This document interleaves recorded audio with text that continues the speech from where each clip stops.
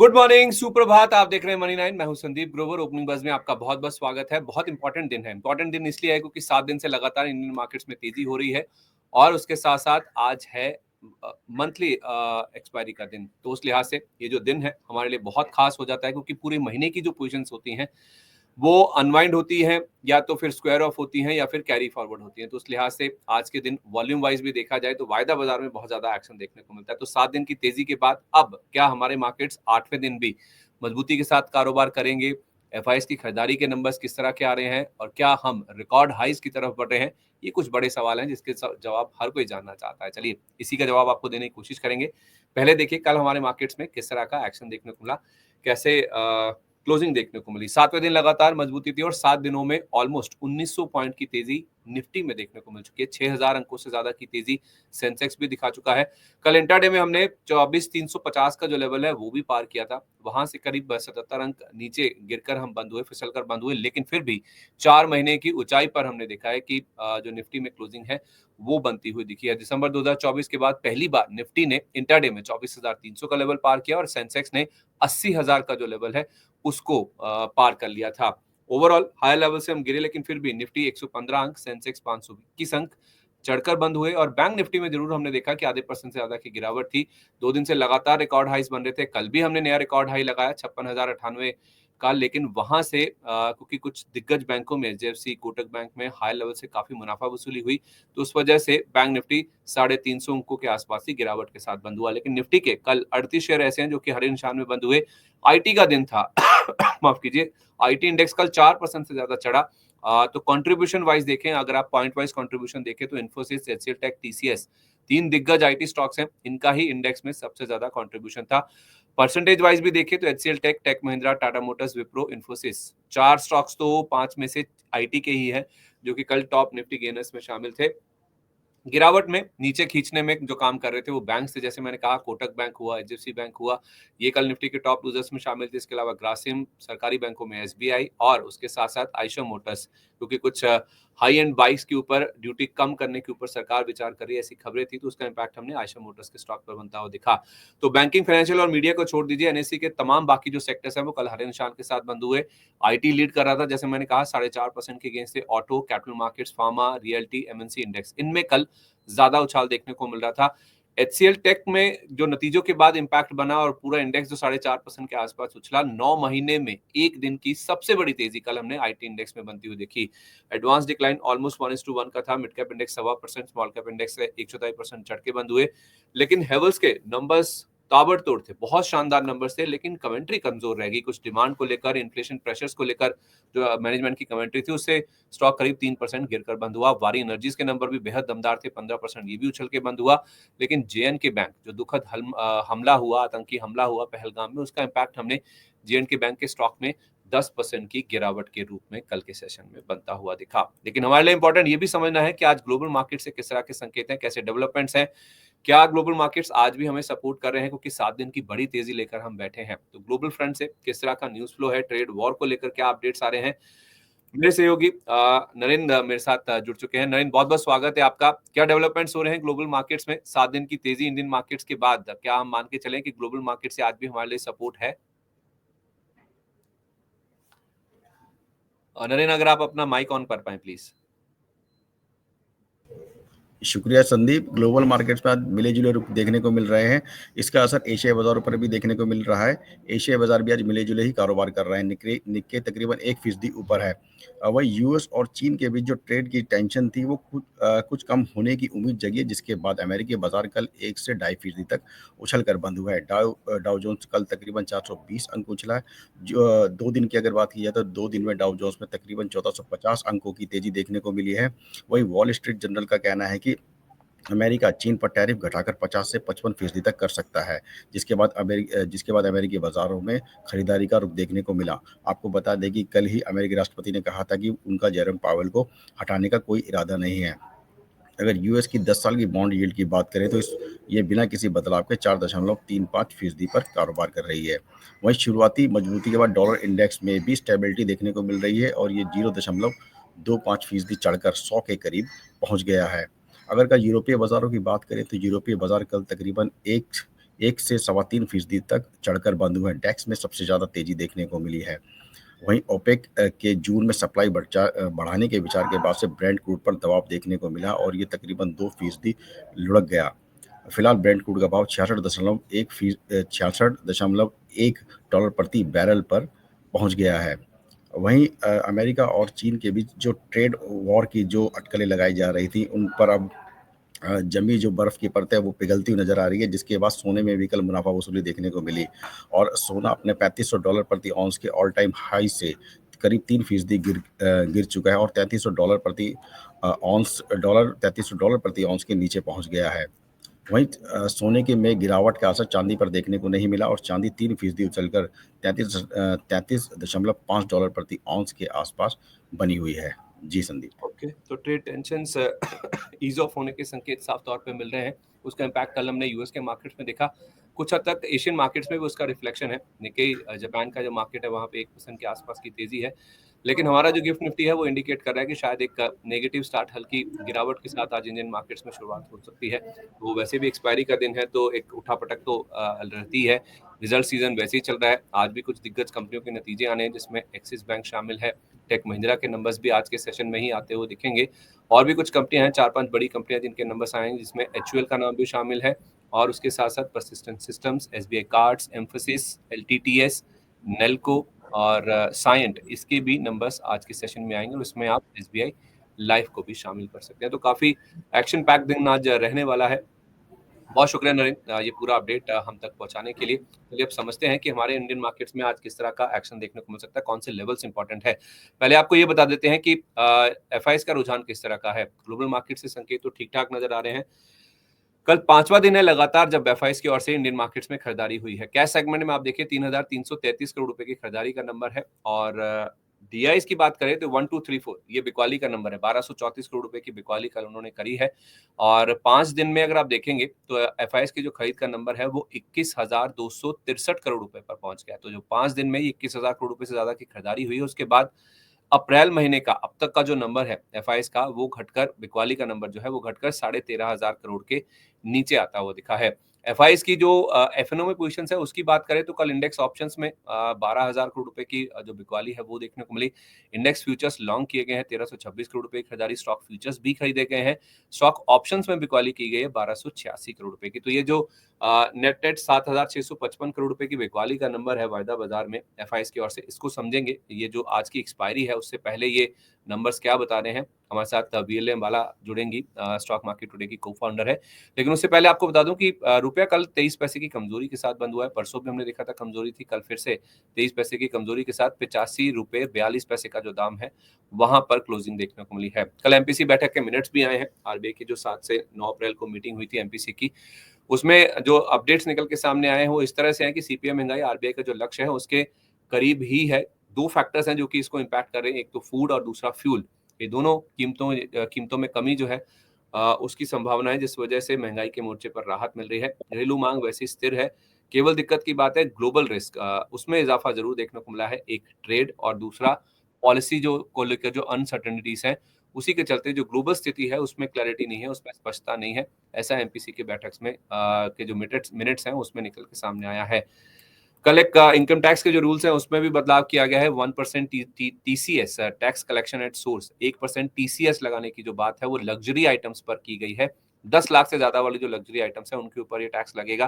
चाहे वो luxury shoes हो, वॉचेस हो, पेंटिंग्स हो, ऐसे प्रोडक्ट्स, इनके ऊपर 1% टीसीएस जो है वो अब सरकार की ओर से चार्ज किया जाएगा। तो घरेलू संकेतों में भी कुछ ऐसा खास या फिर गिरावट के संकेत नहीं है, केवल रुपया दिक्कत की बात है। ग्लोबल फ्रंट पे भी स्थिति काफी अच्छी नजर आ रही है। लेकिन दिक्कत की बात यह है कि आज एक्सपायरी का दिन है, ट्रेड हैवी दिन होता है, वॉल्यूम्स काफी ज्यादा रहते हैं, उठापटक काफी ज्यादा रहती है। तो आज के दिन आपको कैसे रणनीति बनानी है, चलिए अब चलते हैं। वीएलएम वाला हमारे साथ जुड़ चुकी है। मैम बहुत स्वागत है आपका, very good morning. Good morning Grover ji, good morning everyone. संकेत तो अच्छे नजर आ रहे हैं। ग्लोबल फ्रंट पर 7 दिन से लगातार तेजी हो रही है, एक तरफा तेजी हुई है ये। तो क्या ये दिक्कत की बात है? और आज एक्सपायरी से पहले ये जो एफआईएस के आंकड़े में दिखा रहा था, इनको लेकर आपका क्या व्यू है? क्या एफआईएस शॉर्ट कवरिंग कर रहे हैं? ऐसे इंडिकेशंस देखने को मिल रहे हैं। अगर आप एफआईएस के चाहे इंडेक्स ऑप्शंस की बात करें या स्टॉक ऑप्शंस की बात करें, दोनों में बिकवाली का जो नंबर है, वायदा बाजार के आंकड़े अगर हम आपके सामने ला पाए, ये नंबर्स क्या इंडिकेट कर रहे हैं मैम? देखिए, ये नंबर्स मार्केट में एक पॉजिटिव बायस को इंडिकेट कर रहे हैं। स्टॉक स्पेसिफिक एक्शन देखने के लिए मिल रहा है। जो स्टॉक्स में जो बिल्डअप्स दिख रहे हैं फ्यूचर्स में, वो इंडिकेट कर रहे हैं कि मार्केट में जो एक व्यू बन रहा है, जो स्टॉक्स वैल्यू बाइंग पोजीशन पर हैं इस समय, उनमें ये लॉन्ग बिल्डअप ज्यादा दिखाई दे रहे हैं। And this is the good time. अभी भी स्टॉक वाइज अगर बात करें तो बहुत लेट नहीं हुआ है। अगर कोई इस 10 से 15% के मूव को मिस कर चुके हैं, it is good to start. अगर आप इंडेक्स को ट्रैक कर रहे हैं to gauge the market trend, still it's not late. There are some stocks जो कि अच्छे खासे मूव किए हैं, जहां पर इंडेक्स ने 12% की रिकवरी ऑलमोस्ट की है, स्टॉक्स ने 20-30% का रिकवरी फ्रॉम देयर बॉटम किया है, लेकिन स्टिल उन स्टॉक्स में पोटेंशियल भी है। सो पॉजिटिव व्यू के साथ में हम लोग यहाँ पर कंटिन्यूएशन रख सकते हैं मार्केट में। क्या लेवल्स इंपॉर्टेंट है निफ्टी और निफ्टी बैंक में? हाल फिलहाल जो हमने 7 दिन की तेजी देखी उसके बाद देखिए, आज के हिसाब से अगर हम बात करेंगे तो निफ्टी में पहला ट्रेड जो दिन का बन सकता है वो बाय ऑन डिप का बन सकता है। एंड उसके हिसाब से, उसके लिहाज से जो इम्पोर्टेंट सपोर्ट मेरे लिए है 24,100, 24,020, एंड जो strong support of the day बन सकता है वो है 23,930। अनलाइकली 23,930 के नीचे प्राइस जाएगा। मंथली एक्सपायरी है, इसलिए रोल ओवर पोजिशंस में पहले ही देखने के लिए काफी मिले हैं। मतलब इट वाजंट लाइक दैट कि लास्ट डे के लिए वेट किया गया है। वो जो पोजीशन शफलिंग दिख रही है वो इंडिकेट कर रही है कि प्राइस नीचे के लेवल पर एक सपोर्ट बना रहा है। तो 24,150, 24,020 एंड 23,930 ये सपोर्ट होंगे आज के लिए लेयर वाइज। रेजिस्टेंस जो इंट्राडे के लिए हम देख सकते हैं वो होगा 24,500 एंड 24,670 का। ये दो रेजिस्टेंस हम इंट्राडे में आज देख सकते हैं। 24,500, 24,670। यस। तो आप कह रहे हैं कि गिरावट पर ये जो सपोर्ट लेवल्स आपने बताए हैं, इन सपोर्ट लेवल्स के आसपास खरीदारी करें तो ज्यादा बेटर है। यस, आज का जो दिन है वो बाय ऑन डिप का बन सकता है, रादर कि हमें बहुत ऊंचे लेवल मिले सेल ऑन राइज के लिए। ट्रेडिंग की मायने से ये मैं बात कर रही हूँ। इनफैक्ट एक और स्ट्रैटेजी है, अगर आप इंडेक्स में लगाना चाहें आज के दिन के लिए, it's not going to be intraday, ये एक पोजिशनल व्यू बनेगा, क्योंकि वो ऐसा प्राइस एक्शन अभी बन रहा है। So we can discuss it now. In fact 12 बजे के आसपास अगर आपका, can I discuss it now? Please please. Okay, 12 बजे के आसपास अगर हमारा मार्केट कल की रेंज में ही क्लोज है, मैं एक रेंज बताती हूँ। फॉर एग्जांपल, अगर हम 24,100 और 24,400 के अंदर ही है at 12 PM, close to 12 PM, तो हम अगले वीक के लिए at the money call and put को बाय कर सकते हैं, क्योंकि एक रेंज में यहाँ पर एक अच्छे पॉइंट्स मिलने की पॉसिबिलिटीज है। इंडिया विक्स रिड्यूस हो रहा है, तो प्रीमियम जो है थोड़े थोड़े श्रिंक होना शुरू हो चुके हैं। सो जो नॉर्मल स्ट्रैडल्स हैं वो काम कर जाएंगे। तो यहाँ पर हम लॉन्ग जा सकते हैं एट द मनी स्ट्रैडल में, which is eight the money call and put same time पर बाय करना होता है। एंड यहाँ पर एक पोजिशनिंग हमें नेक्स्ट वीक के लिए बना सकते हैं।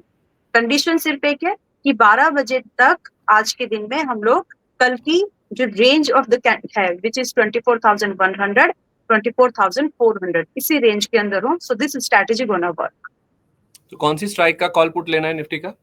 जिस भी समय पर, उस समय आपका 12 बजे पर प्राइस है। मैं एज्यूम कर रही हूँ कि प्राइस मान लीजिए 24,200 पर है, तो 24,200 की कॉल पुट लेनी है। 24,100 पर है तो 24,100 लेना है। 24,300 है तो 24,300 लेना है। तो आप कह रहे हैं कि एटीएम कॉल एंड पुट उस समय ले लेना है, तो कोई स्टॉप लॉस, कोई टारगेट उस समय फिर कुछ ऐसा रख के चलना है या फिर कवर्ड है ये कवर्ड है, लेकिन इसमें target placing and stop loss उस समय जो भी प्रीमियम आपका आता है, मतलब मैं ये देख सकती हूँ कि प्रीमियम जो होगा लगभग आपका टोटल 350 से 400 की रेंज में होगा, total of both strikes. And जो टारगेट आप यहाँ पर टोटल होगा दोनों का लगभग, उस समय हम एक बार बात भी कर लेंगे। मैं अगर स्टॉप पर रही उस समय और ये मूवमेंट बन रहा है, तो एक समय में उसमें हो सकता है कि मैं एग्जैक्ट नंबर्स भी शेयर करूं। बट टेंटेटिवली लगभग दोनों स्ट्राइक्स की जो कॉस्ट है 350 से 400 के बीच में होगी। एंड उसके बाद में हमारा टारगेट पहला 500, 550, 600, 650 इतने ही टारगेट होंगे। स्टॉप लॉस जो हम लोग यहाँ पर मेंटेन करेंगे टोटल कॉस्ट का 120-130 पॉइंट का माइनस टोटल कॉस्ट में से हम ये एज्यूम करके चल सकते हैं, and it is very likely to perform. मैं रिपीट कर देता हूँ कि आप कह जी रहे हैं कि 12 बजे के आसपास अगर निफ्टी 24,100 से 24,400 इस रेंज में कहीं भी हो, उस समय हाँ जो भी प्रिवेलिंग प्राइस होगा उसकी एट द मनी, यानी कि उसी स्ट्राइक का जो आप कॉल और पुट दोनों ले लीजिए, 350 से 400 रुपए आपकी कॉस्ट बनेगी। 500, 550, 600 ये आपके टारगेट होंगे ऊपर की तरफ कंबाइंड दोनों के, और स्टॉप लॉस जो आपका होगा 120 पॉइंट नीचे, जहां भी आपने लिया है वहां से 120 पॉइंट नीचे का आपको स्टॉप लॉस रखना है। अगर 120 पॉइंट नीचे कलेक्टिव आपका जो प्रीमियम है वो नीचे आ जाता है, फिर आपको उससे निकल के चलना है, फिर आपको इस स्ट्रेटजी से बाहर हो जाना है। ठीक है मैम, एग्जैक्टली आई थिंक जो आपने बोला मैंने उसको सही से नोट किया है। एग्जैक्टली। ठीक है, परफेक्ट है। बैंक निफ्टी के लेवल्स भी बता दीजिए, फिर स्टॉक स्पेसिफिक बात करते हैं। जी, बैंक निफ्टी के लिए आज के इम्पोर्टेंट लेवल है, देखिए बैंक निफ्टी में थोड़ा सा डिफरेंट है व्यू। यहाँ पर निफ्टी में हम लोग बाय ऑन डिप कर रहे हैं, लेकिन बैंक निफ्टी थोड़ा ओवरबॉट है as compare to Nifty, and जो पैटर्न है वो बेरिश एनगल्फिंग यानी एक बेरिश पैटर्न को दिखा रहा है। तो यहाँ पर हमारे लिए जो सपोर्ट है 54,700 एंड 54,500, अगर मुझे 54,500 के पास प्राइस मिलता है तो यहाँ से बाय का ट्रेड बनता है, ना कि फर्दर ब्रेकडाउन का ट्रेड। वन रेजिस्टेंस जो होंगे 55,800 एंड 55,950।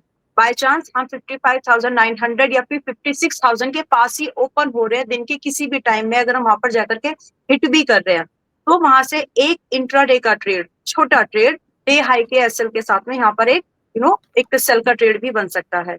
सो इस मायने से 55,800 पहला सपोर्ट, 55,800 पहला रेजिस्टेंस एंड 55,950 दूसरा रेजिस्टेंस होगा of the day. Support 54,700 and 54,500। ठीक है, तो आप कह रहे हैं कि गिरावट पर नीचे में खरीदारी करनी है बैंक निफ्टी में। जी, क्योंकि जो ओवरऑल मार्केट का व्यू है ओवरबॉट है, इसीलिए आप ऊपर के लेवल्स पे सेल ऑन राइज देख सकते हैं ट्रेडिंग के लिहाज से।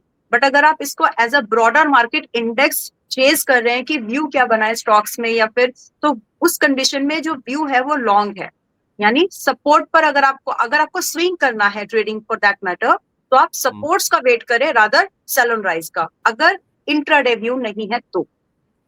ठीक है, परफेक्ट है। तो मैम ये इंडेक्स की बात होगी, स्टॉक्स बहुत सारे हैं क्योंकि रिजल्ट्स भी आ रहे हैं, अगर आप जल्दी जल्दी अपनी राय पे दे पाएं। टाटा कंज्यूमर पहला नाम है जिनके रिजल्ट्स आए हैं, नंबर्स इनके 17% रेवेन्यू बढ़ा, अबिडा जरूर इनका गिरा है 1.5%, लेकिन अनुमान से बेटर है। मार्जिन भी 40 बेसिस पॉइंट ऊपर है, घटकर आए हैं लेकिन अनुमान से बेटर आए हैं। मुनाफा 60% इनका ग्रो करता हुआ दिखा है, 305 करोड़ रहने का अनुमान था, 345 करोड़ आया। तो नंबर्स इनके ठीक ठाक है। इसके चार्ट क्या बता रहे हैं, टाटा कंज्यूमर में क्या करना चाहिए आज? जस्ट एक मिनट दे दीजिए प्लीज। टाटा कंज्यूमर ऑलरेडी, अच्छा डिस्क्लेमर है, ऑलरेडी टाटा कंज्यूमर में हम लोगों ने रिसेंट पिछले हफ्ते में लॉन्ग पोजीशंस इनिशिएट किए थे, तो it's done for us. But अभी एक बार हम उसको रिवाइज देख लेते हैं कि क्या है यहाँ पर।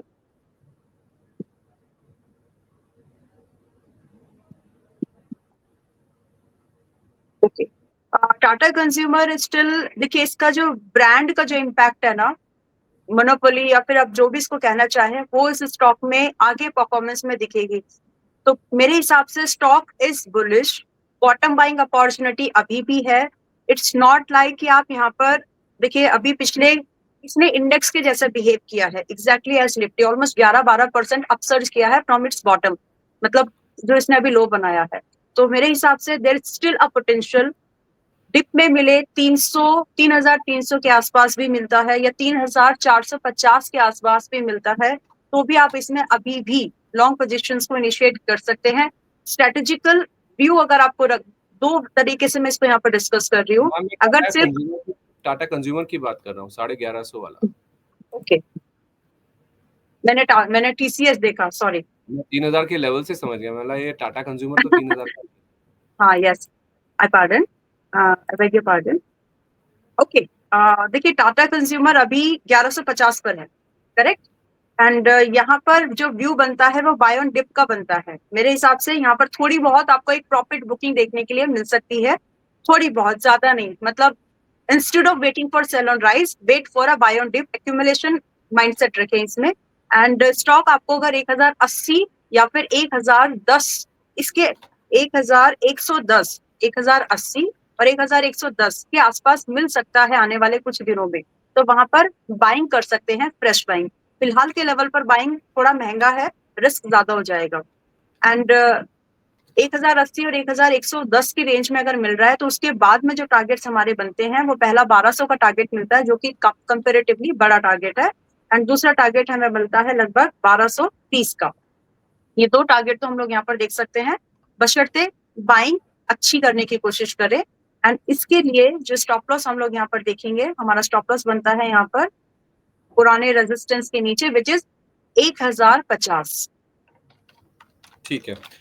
एक ना बजाज हाउसिंग फाइनेंस के चार्ट्स भी देख लीजिए, मैं जब तक नंबर पढ़ता हूँ आप चार्ट देख लीजिए। बजाज हाउसिंग फाइनेंस के नंबर्स में प्रॉफिट आप देखेंगे 54% बढ़कर आया, 587 करोड़ का नंबर है, और रेवेन्यूज भी 26% बढ़े हैं। 2,500 करोड़ रुपए के आसपास के जो रेवेन्यूज है वो उन्होंने इस बार रिपोर्ट किया। तो नंबर्स ठीक ठाक है। इसके चार्ट्स क्या कह रहे हैं? बढ़िया लग रहा है चार्ट, 131.88 के भाव पर है अभी, and go for it from my side. मतलब मेरे हिसाब से तो स्टॉक में अभी भी बहुत ज्यादा मूवमेंट पेंडिंग है होने के लिए। रिसेंटली लिस्टिंग कंपनी है, स्ट्रॉन्ग चार्ट पर है, नंबर्स ठीक ठाक है। अगर मिस किया है पहले किसी ने भी तो अभी भी मिस करने की अब जगह नहीं है, अभी भी यहाँ पर आप इसको बाय कर सकते हैं। आईपीओ अगर किसी को मिस हुआ है तो पहले। ठीक है, ओके। एलटीआई माइंड्री, इसको भी देख लीजिए, इसके भी कल बाजार बंद होने के बाद नंबर्स आए हैं। आईटी कल स्टार परफॉर्मर था, कल के सेशन में 4.5% के आसपास इंडेक्स उछला था। इनके रेवेन्यूज 1% बढ़कर आए हैं, 9,771 करोड़ का रेवेन्यू है, हालांकि अनुमान 9,900 करोड़ के आसपास का था। डॉलर रेवेन्यू 113.9 करोड़ डॉलर रहने का अनुमान था इनका, और एबिट में हमने देखा है 1.2% की बढ़त आई, 1,345 करोड़ का नंबर आया, 1,381 करोड़ रहने का अनुमान था। मार्जिन 14% रहने का अनुमान था, फ्लैट रह गए 13.8% पर। मुनाफा इनका 3.8% बढ़कर 1,128 करोड़ आया, 1,138 करोड़ रहने का अनुमान था। तो मोर और लेस इनलाइन या फिर थोड़ा अनुमान से नीचे नंबर्स आप कह सकते हैं कि एलटीआई माइंड्री के कुछ कुछ पैरामीटर्स पर देखने को मिले हैं। कल के अपमूव के बाद अब एलटीआई माइंड्री कैसा दिख रहा है चार्ट पर, या फिर कोई और आईटी स्टॉक जो आप रेकमेंड करना चाहेंगी? आईटी स्टॉक में शेयर करूंगी, एक अच्छा लग रहा है, बट फिलहाल ये स्टॉक भी ठीक है। अगर आपको ये एक जो स्मॉल कैप कैटेगरी और मिड कैप कैटेगरी के आईटी सेगमेंट में जाना है, so this is okay. Large cap segment का एक कंपनी है, आईटी सॉफ्टवेयर में है, डिपेंडेंसी डेफिनेटली यूएस मार्केट पर इसकी ज्यादा है, बट अगर इन नंबर्स के चलते, आई वुड से अगर इन नंबर्स के चलते यहाँ पर कोई भी गैप डाउन ओपनिंग हो रही है तो वो आपके लिए एक एक्स्ट्रा कुशन देगा आपकी एंट्री को। Go for it. मेरे हिसाब से यहाँ पर आपको एक गैप डाउन अगर होता है तो उस कंडीशन में भी आपको 4,300 एंड 4,200 ये बहुत ही बढ़िया रेंज है एवरेज करने के लिए या फिर फ्रेश एंट्री बनाने के लिए।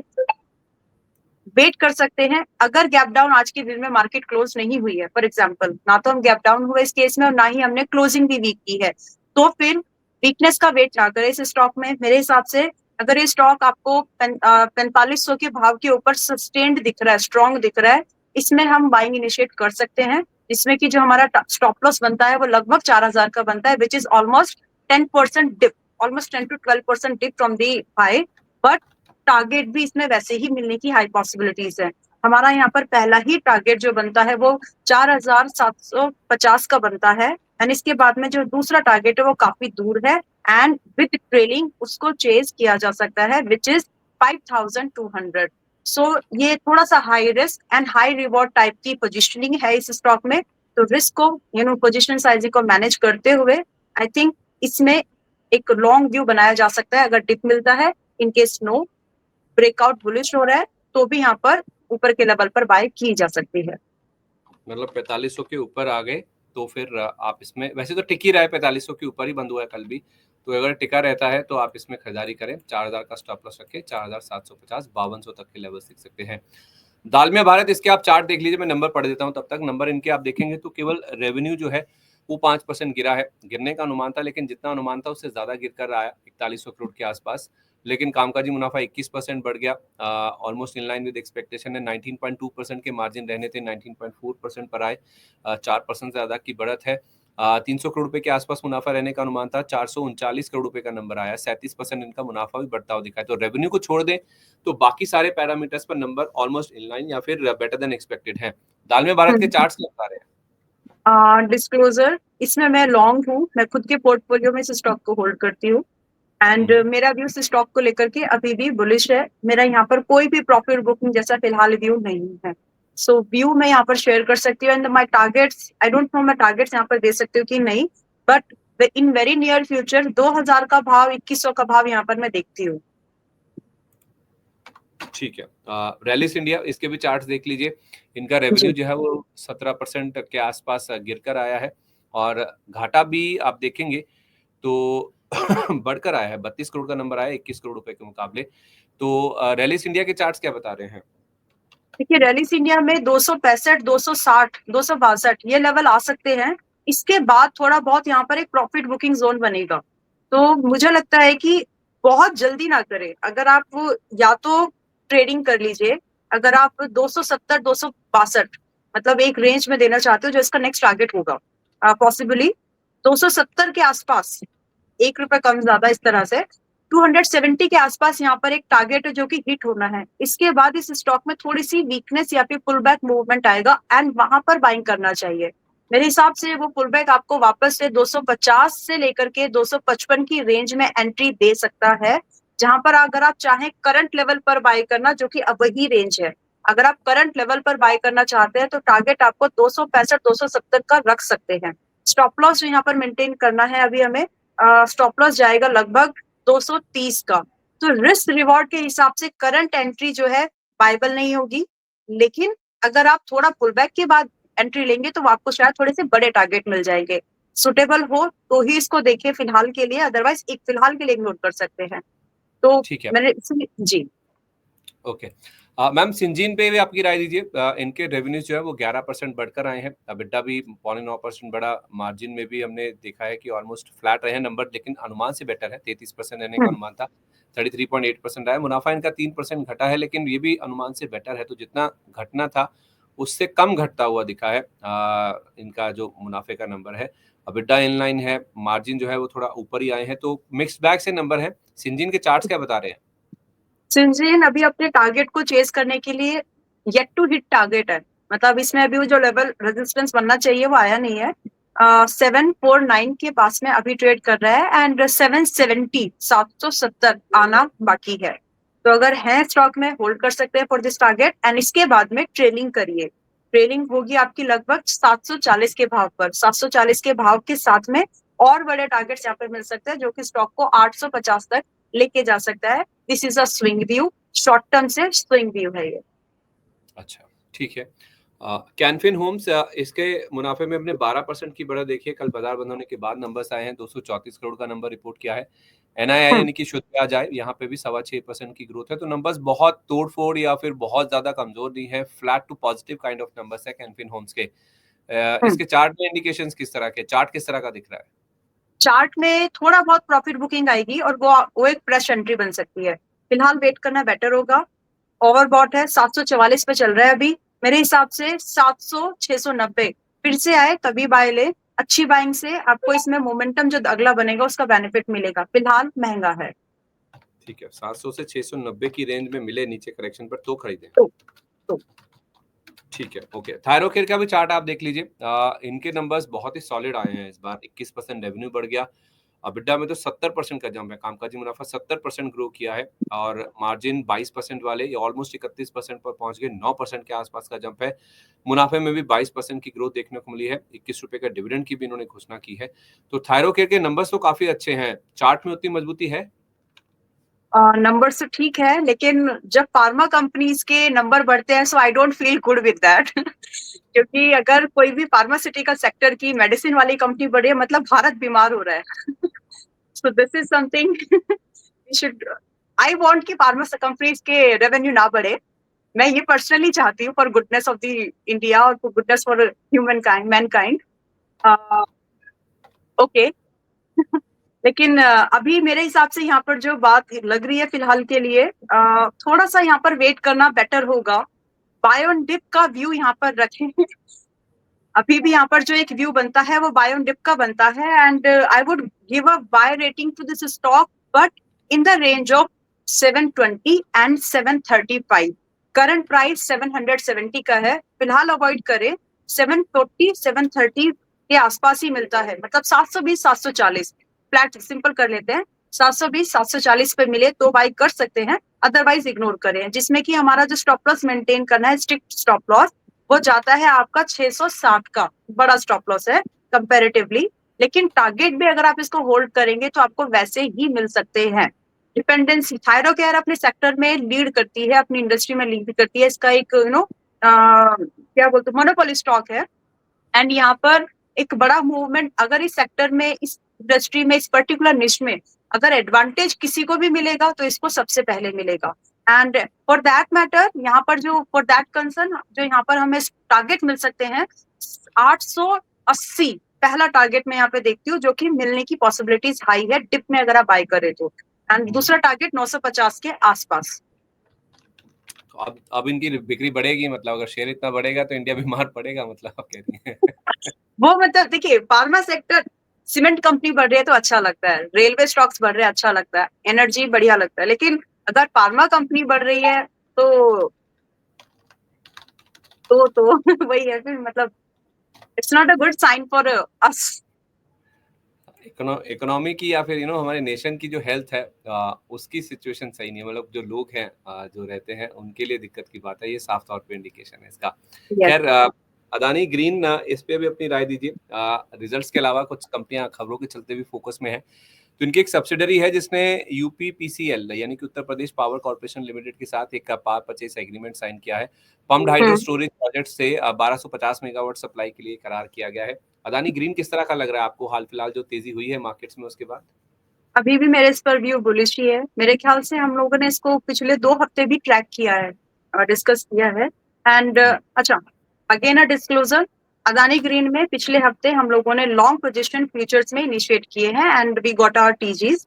लेकिन अभी भी हमारा व्यू यहाँ पर बुलिश है। तो यहाँ पर अभी भी बाय ऑन डिप का ही मेरा व्यू है। 950 952 पर अभी चल रहा है, विच इज 952 अभी चल रहा है। एंड स्टॉप लॉस यहाँ पर अगर किसी को मेंटेन करना है, ट्रेलिंग स्टॉप लॉस, तो पुराना जो सपोर्ट है विच इज 870, यहाँ पर कर लीजिए। पुराने सपोर्ट के भी थोड़ा सा नीचे ही है, 870 के पास रखे अपना stop loss and do expect a target over the period of 3 and 6 months। पहला टारगेट जो आपको मिल सकता है वो होगा लगभग 1050 एंड दूसरा टारगेट और भी दूर है विच इज 1180। ये 2 टारगेट मिलने की पॉसिबिलिटीज हाई है। स्टॉप लॉस मेंटेन करें और वेट करें। 3 से 4 महीने के लिए अभी खरीदना है? 3 से 6 महीने बिल्कुल खरीद सकते हैं। मेरा व्यू मतलब आई सी पोटेंशियल इन दिस, मतलब अभी भी ये बुलिश है। पीई वाइज देखेंगे तो थोड़ा महंगा लग जरूर है, लेकिन अभी भी यहाँ पर वो जो फॉर्मेशन ऑफ प्राइस है, जो एडवांटेज ऑफ इसको मिल सकता है हमारे सोलार सेगमेंट को, स्पेसिफिकली इंडिया। वारी के बाद ये कंपनी भी बड़ा रोल प्ले करती है। टाटा जो एनर्जी सेगमेंट में, टाटा पावर, अदानी एंड वारी, ये 3 बड़े नाम हैं और इनको ही, इन्हीं में डिस्ट्रीब्यूट होना है वो। तो ये भी एक अच्छी कंपनी है, अगर करंट प्राइस पर बाय लेना है ले सकते हैं। चलिए ठीक है। एक अदानी ग्रुप को लेकर खबर और भी आई है, फिर उसके बाद मैं ब्रोकर्स की राय भी समझूंगा। ब्रोकर्स क्या राय दे रहे हैं स्टॉक्स को लेकर, नरेंद्र के पास चलेंगे। अदानी ग्रुप में हम एक विदेशी लोन उठाने के लिए बातचीत कर रहे हैं, ये कई सारे एंटिटीज के साथ, कई सारे बैंकों के साथ, विदेशी बैंकों के साथ। 750 करोड़ डॉलर या 64,000 करोड़ रुपए से ज्यादा की रकम है जिसके लिए बातचीत चल रही है। और इनकी जो एयरपोर्ट सब्सिडरी है अदानी एयरपोर्ट होल्डिंग्स, उसके लिए ये हो सकता है कि रकम जुटाई जाए। अगर ऐसा हो जाता है तो 1 महीने में ही दूसरी बार ऐसा होगा जब ये ऑफशोर फंडिंग यानी कि विदेशी फंड जुटाने की ओर कदम बढ़ा रहे हैं। तो इसका जो इम्पैक्ट है वो अदानी एंटरप्राइजेस में दिखेगा। अदानी एंटरप्राइजेस के चार्ट देखकर अगर आप बता पाए इस खबर का इम्पैक्ट कैसे हो सकता है आज? अदानी ओवरऑल ग्रुप की हम बात कर रहे हैं तो देखिए, एक मार्केट में एक रूमर चलता है कि जब भी अदानी मार्केट से पैसा उठाने की सोचते हैं तो स्टॉक पर तो नेगेटिव इम्पैक्ट कुछ दिन के लिए आता है, बट दे बाउंस बैक। तो अगर स्टॉक में कुछ भी फिलहाल के लिए कुछ भी नेगेटिव हो रहा है, फॉर दैट मैटर, क्योंकि ये जुड़ा हुई बात है और मैंने इसको थोड़ा सा सुना है, मैंने इसको ऑब्जर्व नहीं किया टू बी ऑनेस्ट। लेकिन अदानी एंटरप्राइजेस, अगर मैं एक बात करूँ, एनर्जी हम लोग डिस्कस कर चुके हैं ऑलरेडी।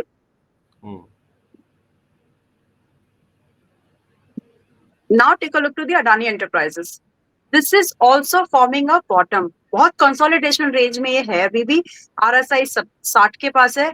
मतलब अगर किसी को विश्वास है इनके काम करने के तरीके पर, तो फिलहाल प्राइस इंडिकेट कर रहा है कि छोटे स्टॉप लॉस में एक बड़ी रैली मिल सकती है। मैं इनको इसी वर्ड में इसको एक्सप्लेन करना चाहती हूँ। छोटे रिस्क पर एक बड़े टारगेट्स मिल सकते हैं विच में गो 1:1, 2, 3 इस तरह के रिवॉर्ड यहाँ पर मिल सकते हैं एंड डेफिनेटली ये होल्डिंग व्यू होगा। मैं यहाँ पर कम से कम 1 से 2.5 साल का व्यू देखती हूँ इस कंपनी के स्टॉक्स में। अदानी ग्रीन हो गया, शॉर्ट टर्म मिड टर्म मैंने अभी डिस्कस किया है। अदानी एंटरप्राइजेस 2450 के पास में है, इसका पेरेंट कंपनी है, बड़ा तो यही है। तो 2450 के आसपास भी ये अच्छी बाइंग है। अगर आपको डिप मिलता है थोड़ा पार्ट्स में एवरेज कर ले, लेकिन टारगेट के लिए आप वेट कर सकते हैं जिसमें पहला ही टारगेट 2700, मतलब बड़े टारगेट्स मिलने की पॉसिबिलिटी है। 2700, 3000, फिर एक बड़े लीप्स में आपको इसमें गेन मिलेंगे। तो ओवरऑल ग्रुप की अगर मैं बात करूं, I am bullish. Current level उतने महंगे नहीं है कि अवॉइड करना चाहिए। परफेक्ट है। तो 2700 तक के टारगेट्स के लिए, इनिशियल टारगेट्स के लिए आप 2450 पर भी अदानी एंटरप्राइजेस में खरीदारी कर सकते हैं। नीचे डिप्स पे मिल जाए तो और भी अच्छी बात है। चलिए अब नरेंद्र के पास चलते हैं और समझते हैं कि ब्रोकर्स जो रिजल्ट्स आ रहे हैं, जिनकी खबरें आ रही हैं, उनको लेकर क्या व्यू बना रहे हैं। नरेंद्र हमारे साथ फिर से मौजूद है। नरेंद्र, स्वागत है आपका फिर से एक बार। बताइए ब्रोकर्स के रडार पर कौन से शेयर हैं आज? जी शुक्रिया संदीप। रिजल्ट आने के बाद से ब्रोकर्स की राय आनी भी शुरू हो जाती है। कल टाटा कंज्यूमर के नतीजे आए हैं। टाटा कंज्यूमर पर भी ब्रोकर्स ने अपनी राय दी है। सिटी ने टाटा कंज्यूमर पर बाई की रेटिंग दी है और 1325 का टारगेट दिया है। वहीं सीएलएसए और जेफरीज ने होल्ड की रेटिंग दी है। सीएलएसए ने 1044 का टारगेट दिया है तो जेफरीज ने 1100 रुपये का टारगेट टाटा कंज्यूमर पर दिया है। वहीं बजाज हाउसिंग फाइनेंस पर एचएसबीसी ने रिड्यूस की रेटिंग दी है और 100 रुपये का टारगेट दिया है। इसी तरह बजाज फाइनेंस पर मॉर्गन स्टैनली ने ओवरवेट रेटिंग देते हुए 10,500 रुपये का टारगेट दिया है।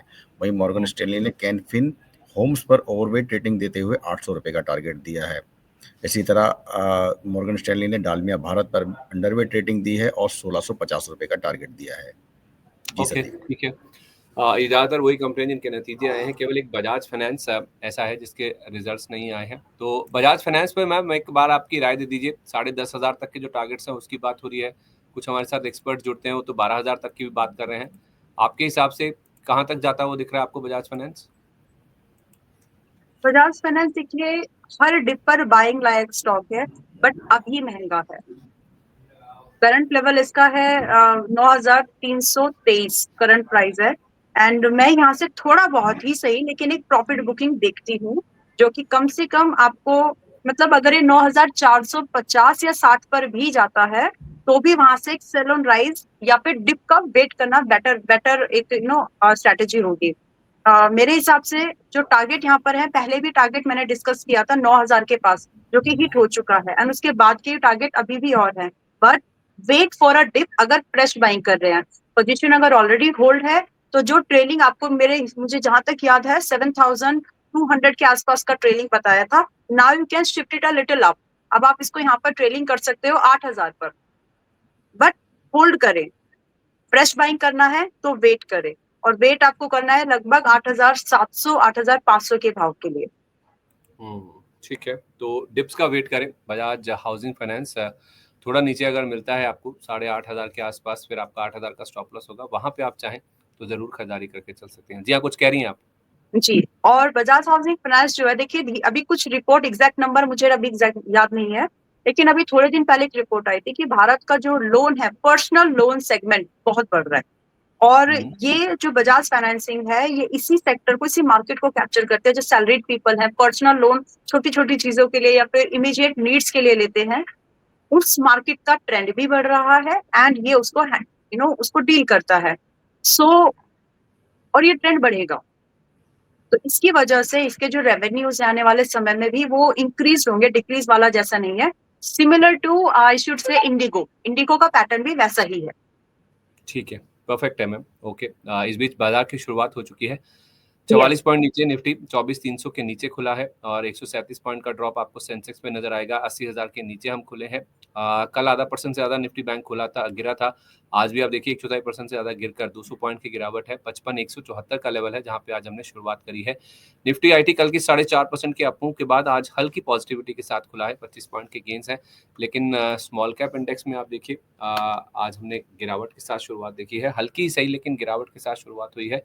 और मिड कैप इंडेक्स की जहां तक बात है तो एकदम सपाट आपको फिलहाल नजर आएगा। तो बाजार आज चूंकि एक्सपायरी का दिन है, मंथली एक्सपायरी का दिन है, तो थोड़ा सा एक दिशा की तलाश में है। बड़े गेंस के साथ हम ऑलरेडी बैठे हैं और उसके बाद आज एक हल्की गैप डाउन ओपनिंग हमने इंडियन मार्केट्स के लिए देखी है, लेकिन 50 पॉइंट के आसपास की ही कमजोरी है निफ्टी में, जहां हम 1900 पॉइंट की तेजी देख चुके हैं पिछले 7 सेशंस में। आज 50 पॉइंट यस। के आसपास की गिरावट के साथ शुरुआत हुई है। कुछ स्टॉक्स अगर हम देखें जहां पे ज्यादा इम्पैक्ट देखने को मिल रहा है या फिर नतीजों का इम्पैक्ट है, तो उसमें हमें पहले तो जो बजाज हाउसिंग फाइनेंस है उसको ही देखना चाहिए कि वहां पे नंबर्स का इम्पैक्ट किस तरह से 3.25% के अपमूव के साथ स्टॉक में हमने देखा है।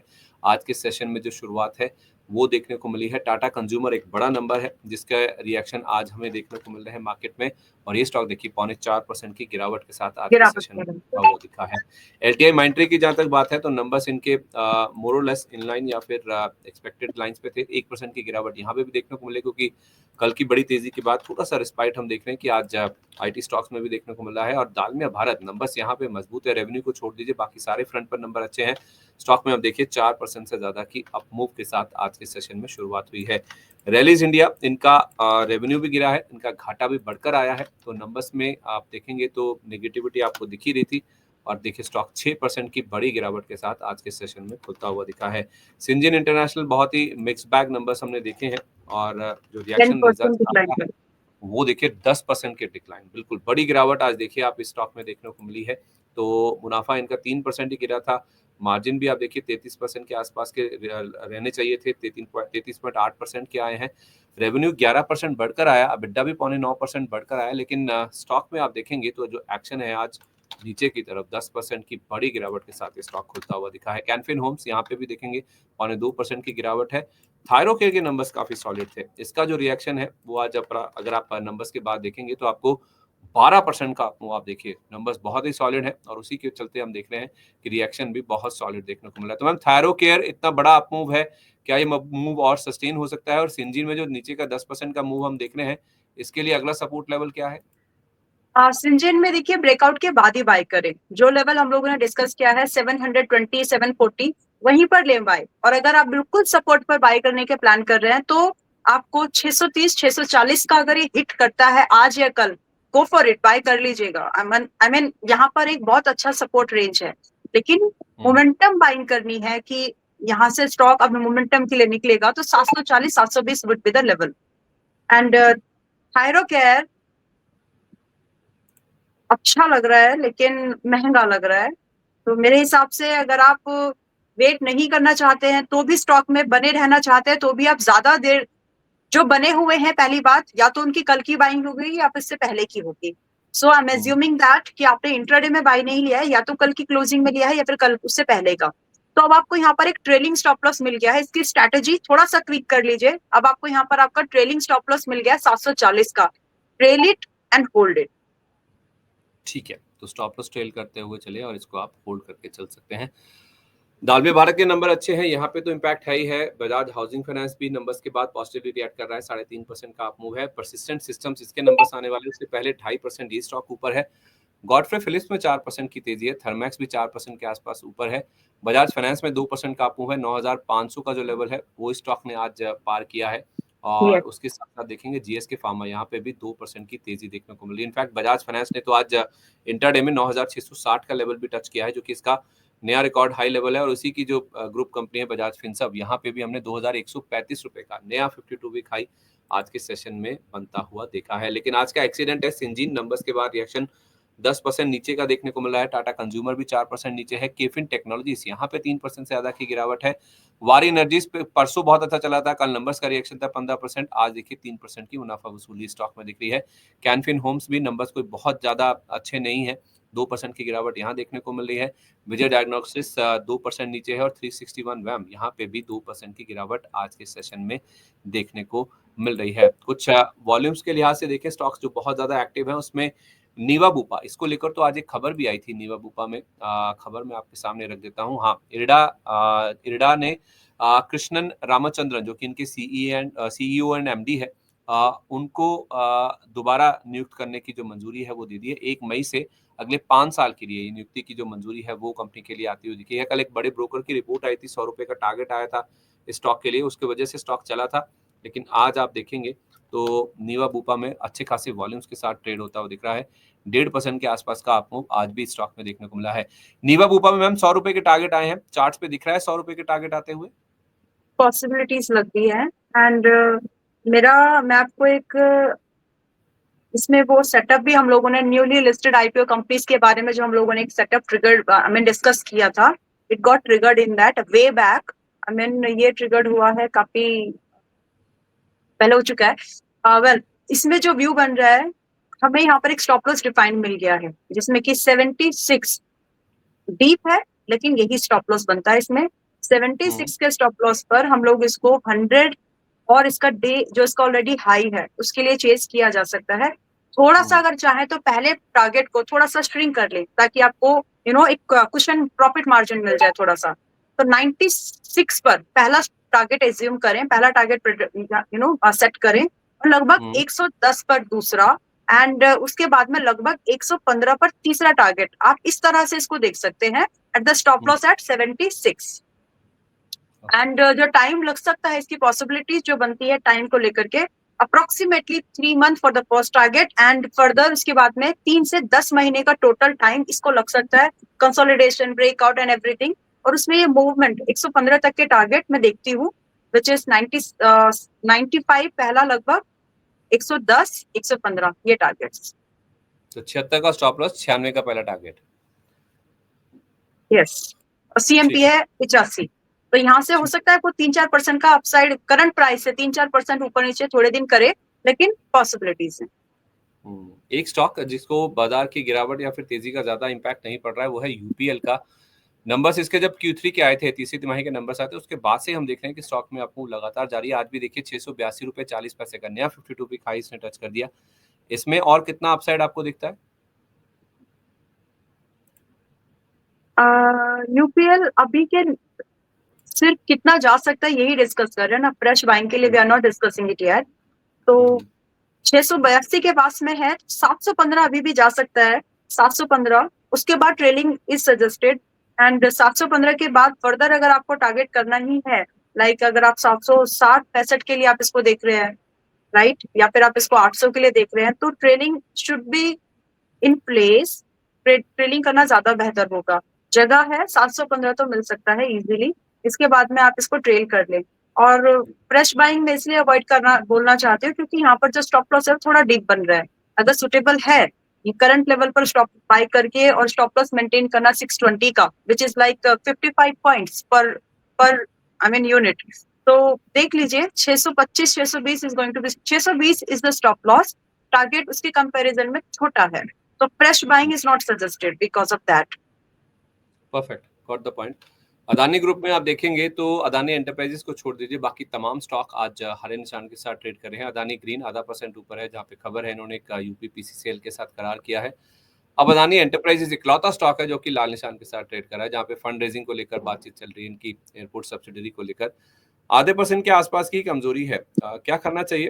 वेट करें? आपने कहा था डिप्स पे मिलता है तो खरीदें, कहाँ तक डिप्स का वेट करना है? अदानी एंटरप्राइजेस, अदानी ग्रीन और एंटरप्राइजेस। ग्रीन तो हो गया, अदानी एंटरप्राइजेस में मैम बता दीजिए प्लीज। जी,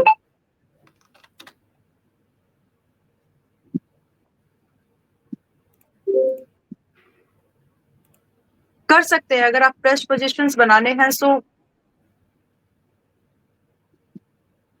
थोड़ा सा थोड़ा महंगा है ये, अभी भी महंगा है। मतलब उतना कॉन्फिडेंस नहीं आएगा उस करंट लेवल पर, तो अभी भी यहाँ पर आप देखिए वेट करें, लगभग कम से कम 23,000 2,350 और 2,400 के लेवल पर तो कम से कम वेट कर ले, आ जाएगा। हो सकता है कि पॉसिबली मिल जाएगा लेवल, क्योंकि यहाँ पर बाय करने से आपको जो स्टॉप लॉस है ना, जो रिस्क है कम हो जाता है। एंड स्टॉप लॉस मेंटेन करें लगभग, अब मैं इसको स्विंग के हिसाब से देख रही हूँ, स्टॉप लॉस मेंटेन करें लगभग 2250 का, एक दो दिन का, एक हफ्ते का ट्रेड इसको समझे। एंड टारगेट एक्सपेक्ट करें लगभग 2500 पहला एंड 2620 दूसरा। ठीक है, परफेक्ट है। yes. तो ये स्विंग के लिए मैंने एक वीक का व्यू इसको शेयर किया है, बाकी जो पहले व्यू किया है वो लॉन्ग पोजीशंस के हिसाब से इन्वेस्टिंग पॉइंट ऑफ व्यू से डिस्कस किया था। ठीक है, परफेक्ट है, गॉट योर पॉइंट। एक जियो फाइनेंशियल, इसके भी चार्ट्स देख के बता दीजिए। 198.60-65 के आसपास इसने अपना रिसेंट जो लोज बने थे मार्केट में वहां तक के लेवल दिखाए थे और आज ऑलमोस्ट 260 टच हो गया। तो 60 रुपए का मूव इसने इस पूरी रिकवरी में दिखाया है। कोई थकावट के संकेत या आपको लगता है कि अप मूव आगे भी जारी रह सकता है? पहले तो डिस्क्लोजर, पिछले हफ्ते इसमें भी हम लोगों ने 11 तारीख को शायद हम लोगों ने यहाँ पर लॉन्ग पोजीशन फ्यूचर में इनिशिएट किए थे, लगभग 205-210 के आसपास में, and we got our targets. तो ये मैं इसलिए बता रही हूँ क्योंकि आप इस हफ्ते के अंदर 10 दिन के अंदर ये हुआ है, तो वो देना डिस्क्लोजर जरूरी है। एंड अभी भी यहाँ पर जो व्यू बनता है बाय ऑन डिप का है। ट्रेडिंग का जो व्यू था बॉटम बाइंग वो तो हम कर चुके हैं, बट इन्वेस्टिंग के लिए there is still a scope, there is still a room. तो वहां उसके लिए वेट कर सकते हैं अगर आपको लग रहा है कि you know what I believe personally, wait for a good time. तो मेरे हिसाब से यहाँ पर थोड़ा वेट, गुड टाइम जो आएगा इसमें कम से कम 257 का है एज ऑफ नाउ। 250 से लेकर के 245 में still a comfortable level to invest new positions. And stop loss जो इसके बाद में हमको मिल जाएगा, बहुत ही क्लीन स्टॉप लॉस जो रहता है वो कम से कम आता है आपका 230 का। 230 के स्टॉप लॉस के साथ में 270 के लेवल को चेज किया जा सकता है एंड 295 के लेवल को भी चेज किया जा सकता है। So these are the levels जिसके लिए या तो हम वेट कर ले, वेट करना ज्यादा समझदारी होगी। 230 का स्टॉप लॉस बताया ना आपने? हाँ जी, हाँ जी, एंड टारगेट बताया है 270 एंड 295। ठीक है, 250 से 245 की रेंज में आपको नीचे में मिलता है तो आप जरूर खरीदें। और उसके बाद आप जो टारगेट एक्सपेक्ट करें 270 का पहला होगा और इसके साथ साथ 295 तक भी जा सकता है। 230 रुपए का आपको यहाँ पे स्टॉप लॉस रखना होगा। तो ये तो बात होगी जियो फाइनेंशियल की। इसके अलावा आज एक मैम स्पंदन स्फूर्ति के नाम से एक स्टॉक है, उसको अगर आप देख लें। स्पंदन स्फूर्ति में खबर तो ठीक नहीं थी लेकिन स्टॉक में रिएक्शन पॉजिटिव साइड पे देखने को मिला। इनके जो एमडी एंड सीईओ है शलभ सक्सेना जी, उन्होंने अपने पद से इस्तीफा दे दिया और जो इनके current acting president and CFO हैं आशीष कुमार दमानी, उनको अंतरिम सीईओ का पदभार दिया गया है। तो बाजार देखिए आज थोड़ा सा लैकलस्टर है, थोड़ा सा हम देख रहे हैं कि रिट्रेस कर रहा है, 72 पॉइंट की गिरावट अब हो गई है, लेकिन इस स्टॉक पे कोई ज्यादा इंपैक्ट नहीं देखने को मिल रहा है। ये स्टॉक 3% के आसपास की बढ़त के साथ ही ट्रेड कर रहा है। इस पे राय अगर आप दे पाए, क्या करना चाहिए, कैसे पोजीशंस बनानी चाहिए? यहाँ पर बाय ऑन डिप का व्यू रखे हैं and again a disclosure, Spandana को हम लोगों ने इंट्राडे स्विंग में इक्विटी मेंबर्स के साथ में शेयर किया था एंड परफॉर्म्ड वेल। तो जो हमने टारगेट यहाँ पर देखे थे मिल चुके हैं। स्विंग में जो टारगेट दूसरे या तीसरा जो टारगेट है वो अभी भी पेंडिंग है, तो ऑलरेडी हमारे रिकमेंडेशन में है, हमारे फर्स्ट टारगेट्स यहाँ पर हो चुके हैं। वेल, अब बात कर रहे हैं कि यहाँ पर क्या व्यू बन रहा है। तो 313 का भाव है आज के समय में, 2 दिन की जो गिरावट वगैरह होने के बाद भी, राइट। अभी भी यहाँ पर हमें अगर ये 290 290 के पास में अगर ये मिलता है so one can go for it. Stop loss यहाँ पर इसके मूवमेंट के हिसाब से कंपैरेटिवली छोटा बनेगा, लगभग 250 पर स्टॉप लॉस मेंटेन कर लें और स्ट्रिक्ट रखें, क्योंकि अगर 250 का लेवल टूटता है इसका मतलब है कि जो सपोर्ट है ब्रीच हो रहा है, दूसरा सपोर्ट काफी दूर है। सो 290 के भाव पर वेट कर ले या तो बाय करने के लिए, एंड टारगेट आप एक्सपेक्ट कर। इसके बाद एक और चीज बताने वाली हूँ, बट पहले टारगेट डिस्कस करते हैं।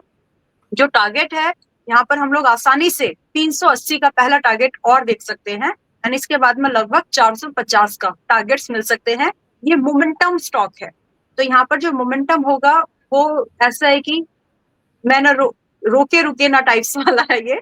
तो जब मूवमेंट होगा डाउन साइड के लिए तो भी वैसा ही होगा, और जब अप साइड के लिए मूवमेंट बनेगा तो भी इसमें वैसा ही होगा, यानी इसका बीटा जो है वो काफी हाई है।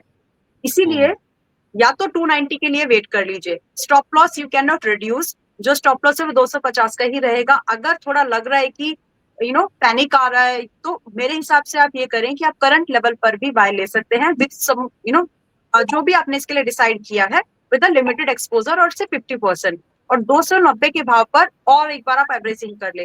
ये मैं इसलिए बोल रही हूँ क्योंकि इसका मोमेंटम हाई रहता है, हो सकता है कि ये टारगेट हिट करने से पहले लेवल नीचे ना आए, इसीलिए मैंने यहाँ पर ये बात बोली है कि अगर आप चाहें करंट लेवल पर भी तो ले सकते हैं, लेकिन averaging could be happen at 290 level. ठीक है। वैसे तो मुझे हीरो मोटोकॉर्प डिस्कस करना था, लेकिन जीएसके फार्मा बहुत तेजी से ऊपर आया, बहुत तेजी से स्पाइक आया इसमें। कोई आपको जो आपको अभी देखने को मिल रहा है ये कंटिन्यू होता हुआ दिख रहा है क्या? इसमें कोई पोजीशंस बनाई जा सकती है या जिनके पास है वो मुनाफा वसूल ले? हम कौन से स्टॉक की बात कर रहे हैं अभी? GSK pharma, GlaxoSmithKline pharma. GSK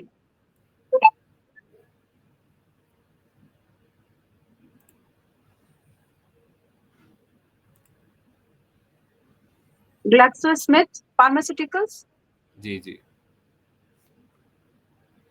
3000, 3040। हाँ 3050 के आसपास का प्राइस है। Okay okay. देखिए अभी 6% अप है, अभी भी यहाँ पर मोमेंटम में अगर किसी को आना है तो आ सकते हैं, क्योंकि स्टॉक स्ट्रॉन्ग लग रहा है।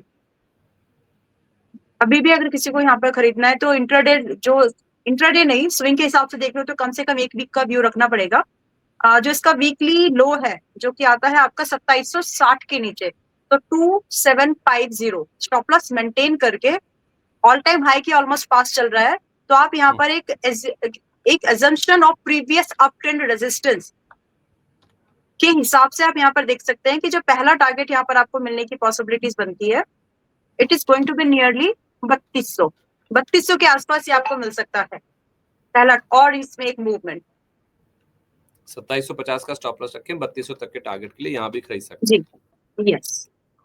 ओके, हॉट स्टॉक्स की ओर बढ़ेंगे जो कि हमारा खास सेगमेंट है, लेकिन उससे पहले जरा एक स्टॉक डिस्कस करना बहुत इंपॉर्टेंट है और वो है हीरो मोटोकॉर्प का, जो कि 3950 के आसपास ट्रेड कर रहा है। आज फ्लैट है, फ्लैट टू पॉजिटिव ट्रेड कर रहा है। और खबर इसमें ये है कि इनकी ग्रुप कंपनी है एथर एनर्जी, उसका आईपीओ आ रहा है। कल उसकी एंकर बुक खुलेगी, सोमवार से ये आईपीओ खुलने वाला है। इनके पास करीब 48% के आसपास का स्टेक है इस कंपनी में, तो एक वैल्यू अनलॉकिंग का जो प्रोपोजिशन है वो खुलता हुआ दिखेगा। 12,800 करोड़ रुपए के वैल्यूएशन पर ये आईपीओ आ रहा है। आपका व्यू हीरो मोटोकॉर्प को लेकर?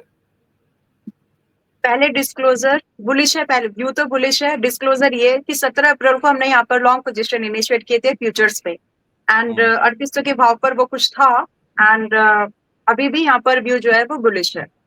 तो हमारे सारे टारगेट तो अभी हिट नहीं हुए हैं, आई थिंक यस फ्यूचर में हो चुका है। ओके तो हमारा जो पहला टारगेट है वो तो हिट हो चुका है, other target yet to hit. So हमारा व्यू अभी भी यहाँ पर बुलिश ही है।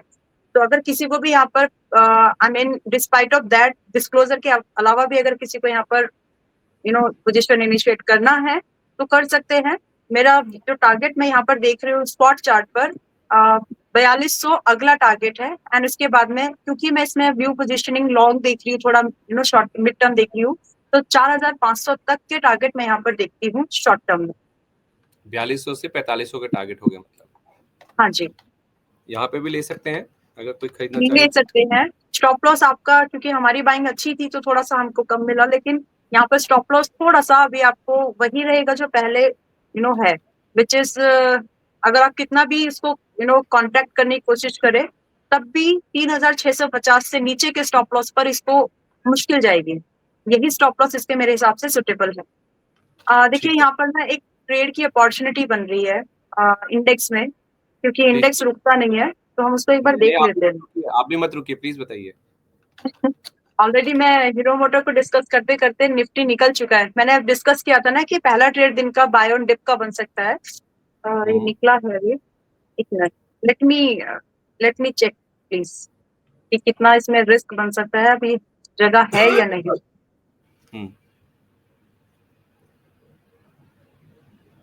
एक्चुअली स्पाइक आ चुका है स्टॉक पर।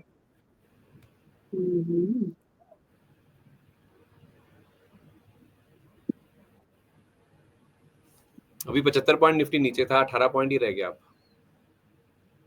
And likely to buy on dip पे ही व्यू रहेगा, देखते हैं। ठीक है, कंडीशनल बता दीजिए जहां पे भी लेना है, अगर डिप्स में लेना है तो। आज मंथली एक्सपायरी है राइट, सो हम लोग एक काम करते हैं, will try to avoid in this volatility में कॉट नहीं होते, हम उसको हेज करके चलेंगे ताकि जो मूवमेंट है उसका बेनिफिट इंट्राडे में ही मिल जाए। Give me a minute please Grover ji.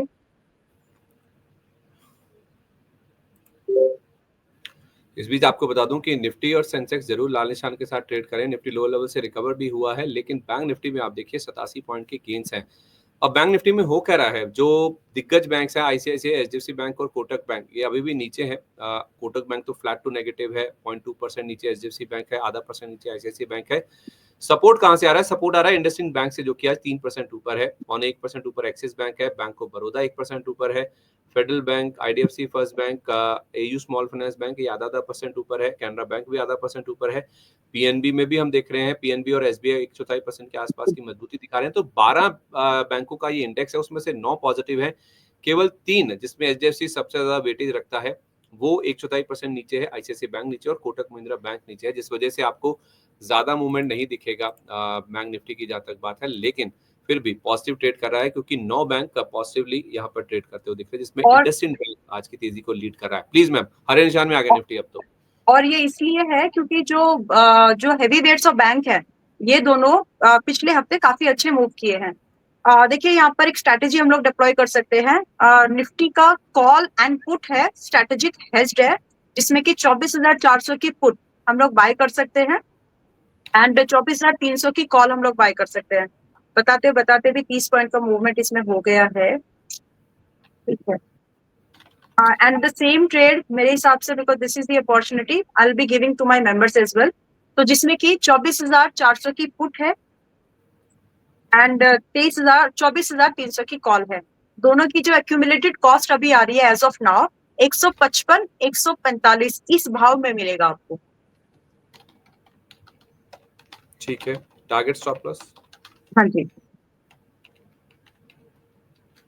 Target जो हमें यहाँ पर दोनों का एक्यूमुलेटेड टोटल हमें देखना है, मिनिमम 210, दोनों का एक्यूमुलेटेड टोटल 210, 250 एंड दूसरा टारगेट हम लोग यहाँ पर देखेंगे सीधा 290 का एंड इसके बाद में 350। ये टारगेट्स हम यहाँ पर देख रहे हैं। और स्टॉप लॉस कहाँ रखना है? 145, 155 की क्रॉस कर हाँ, एक second, let me share this with other as well. Stop loss जो हमें यहाँ पर रखना है, देखिए इसमें टोटल हमारा एसएल जाएगा 70 पॉइंट्स का टोटल, यानी जो कॉस्ट हमारी यहाँ पर 155 जो कि आएगा नहीं, 155 का जो टोटल कॉस्ट हम लोग यहाँ पर पे कर रहे हैं, 70 पॉइंट का लॉस यहाँ पर एक्सपेक्ट कर लीजिए, यानी आप इसको throughout the day hold कर सकते हैं and very likely to give targets.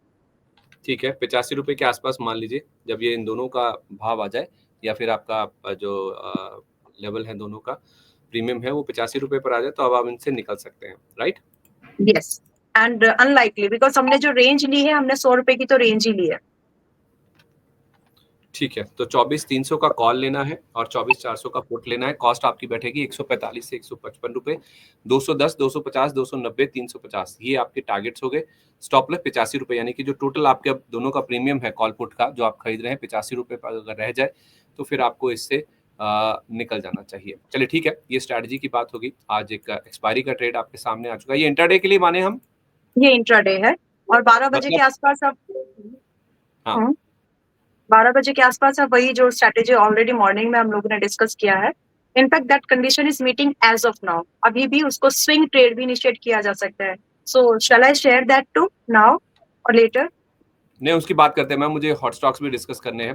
लेकिन ये वाली जो स्ट्रैटेजी आपने बताई इसमें टारगेट या स्टॉप लॉस जो भी आ जाए स्क्वायर ऑफ करना है आज। हाँ जी, ठीक है, चलिए ये निफ्टी की स्ट्रैटेजी होगी। आपको कॉल पुट कौन से स्ट्राइक के लेने हैं, क्या टारगेट्स आपके, ये आपको मिल गया क्योंकि वॉलेटिलिटी बहुत है। आज ही हमने देख लिया कि कई बार पॉजिटिव नेगेटिव हरे निशान लाल निशान में निफ्टी आ चुका है। तो ये आपकी आज की स्ट्रैटेजी होगी निफ्टी की। अब चलते हैं हम हॉट स्टॉक्स की तरफ, हमारा खास सेगमेंट है।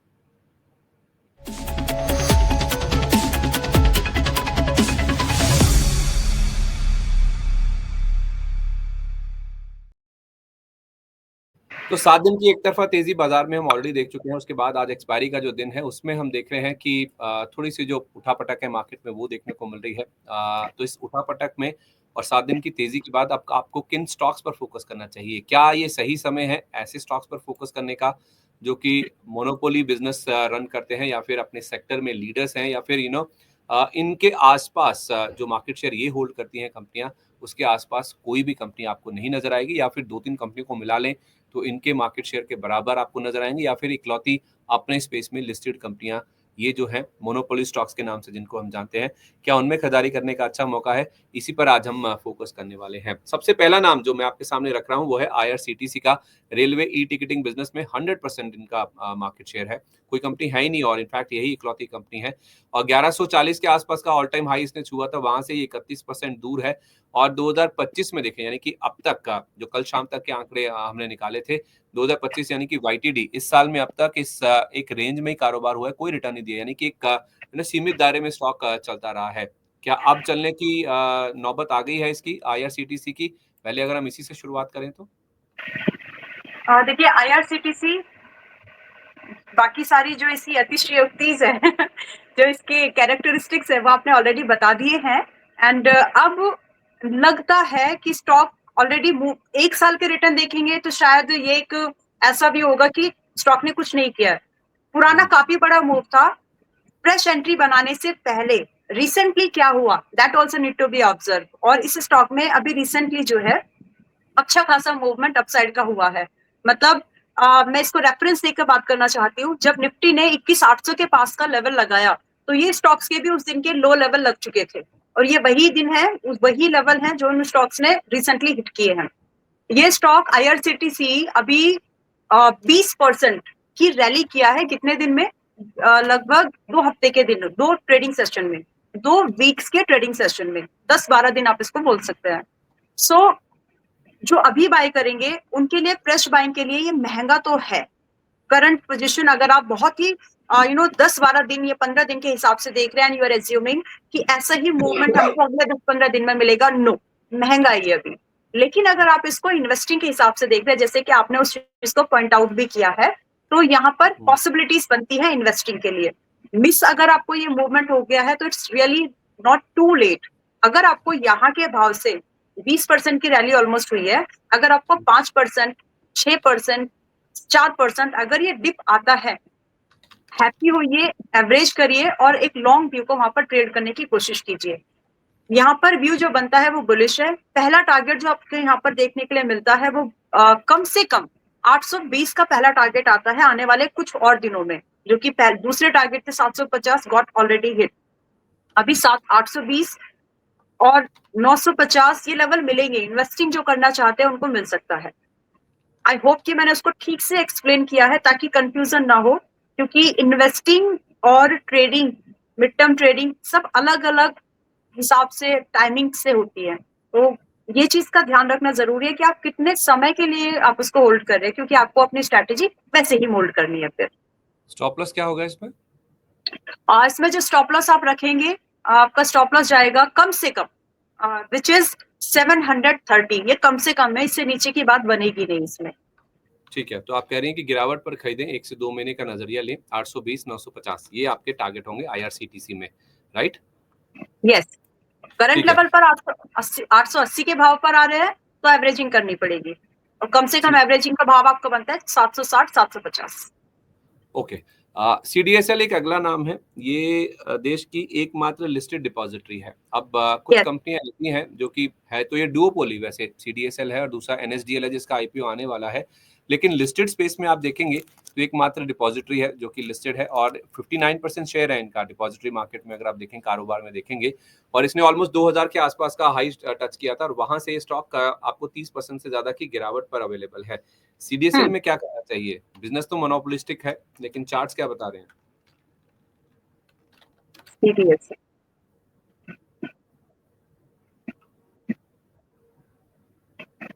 फ्रेश ब्रेकआउट है। देखिए, मैं यहाँ पर ये एज्यूम, मैं जितने भी स्टॉक आप अभी पूछेंगे मैं उनको ये एज्यूम करके चलूंगी कि कम से कम 6 महीने से लेकर के 1-1.5 साल का व्यू है। ठीक है? ठीक है। यस। एंड उसके बेस पर ये स्टॉक अभी भी महंगा नहीं है। 1355 का चल रहा है अभी।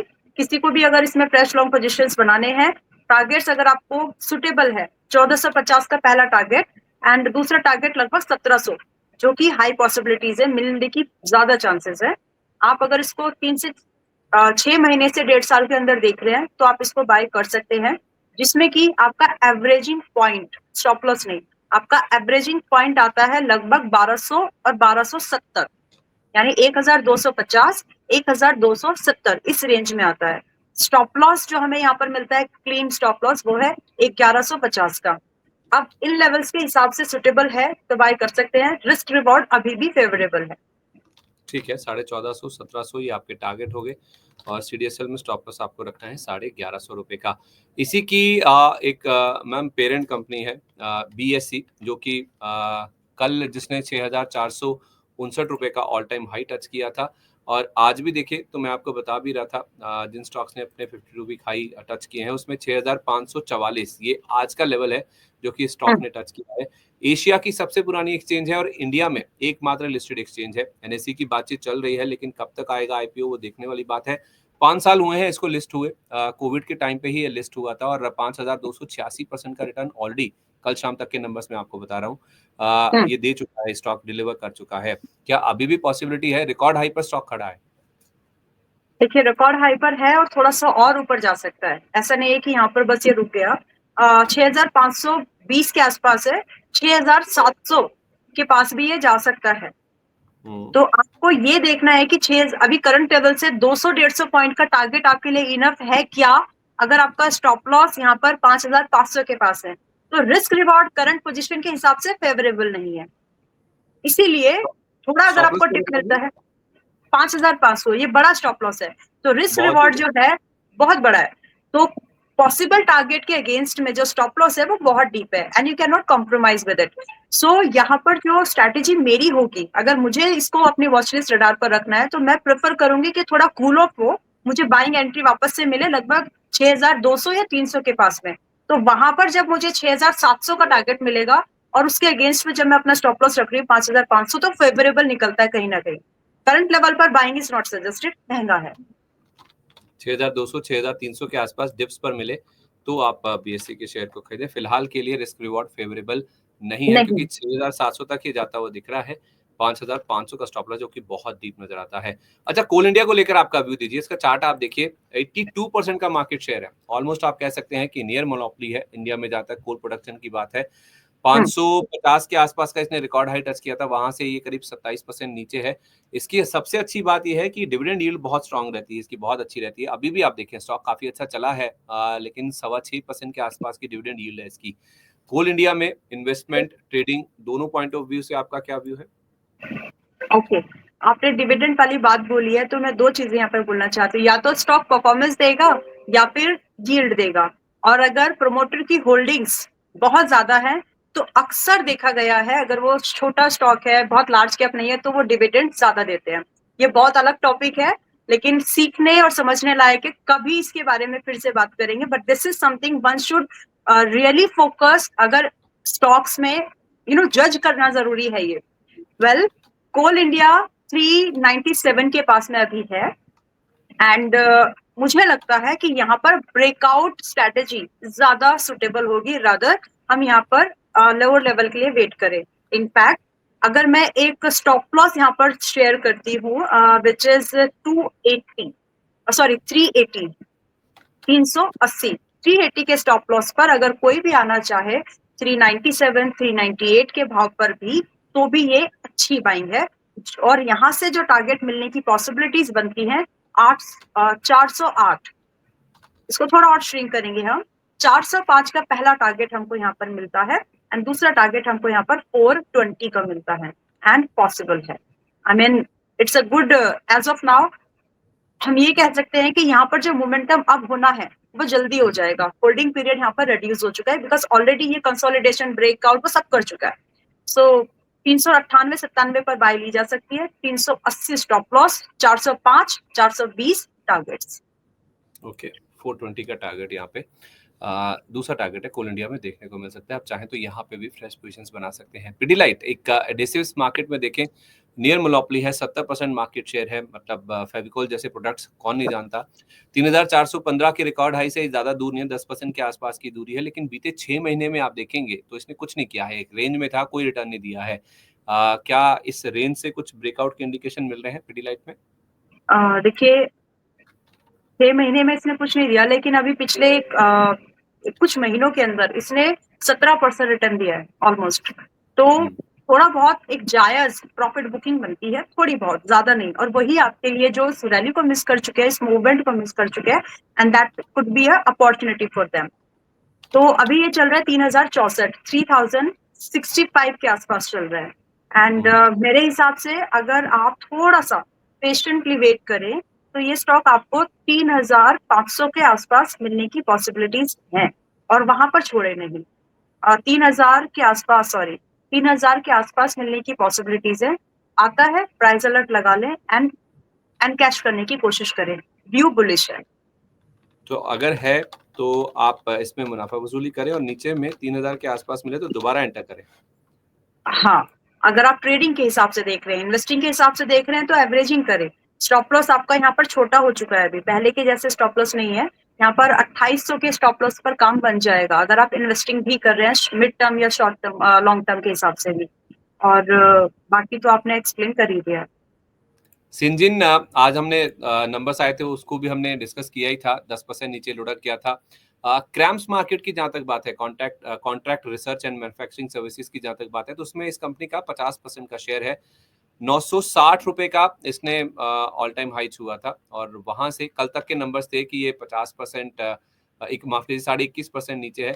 लेकिन अब थोड़ा नंबर्स को और रीवर्क करना होगा क्योंकि 680 पर अगर ये आ गया है और 960 से अगर मैं देखूं तो स्टॉक आपको 29% नीचे नजर आएगा। अब लेटेस्ट जो करेक्ट। कैलकुलेशन बनता है और 2025 में अब तक के जो शेयर ने 14.5% का नेगेटिव रिटर्न दिया था। ये मैं कल शाम तक के नंबर्स जो कैलकुलेट मैंने किए थे वो आपके सामने रख रहा हूँ। लेकिन 2025 में अब अगर आप YTD रिटर्न देखेंगे तो वो आपको 23% के आसपास नेगेटिव नजर आएगा क्योंकि आज बड़ा फॉल हुआ है 10% के आसपास का।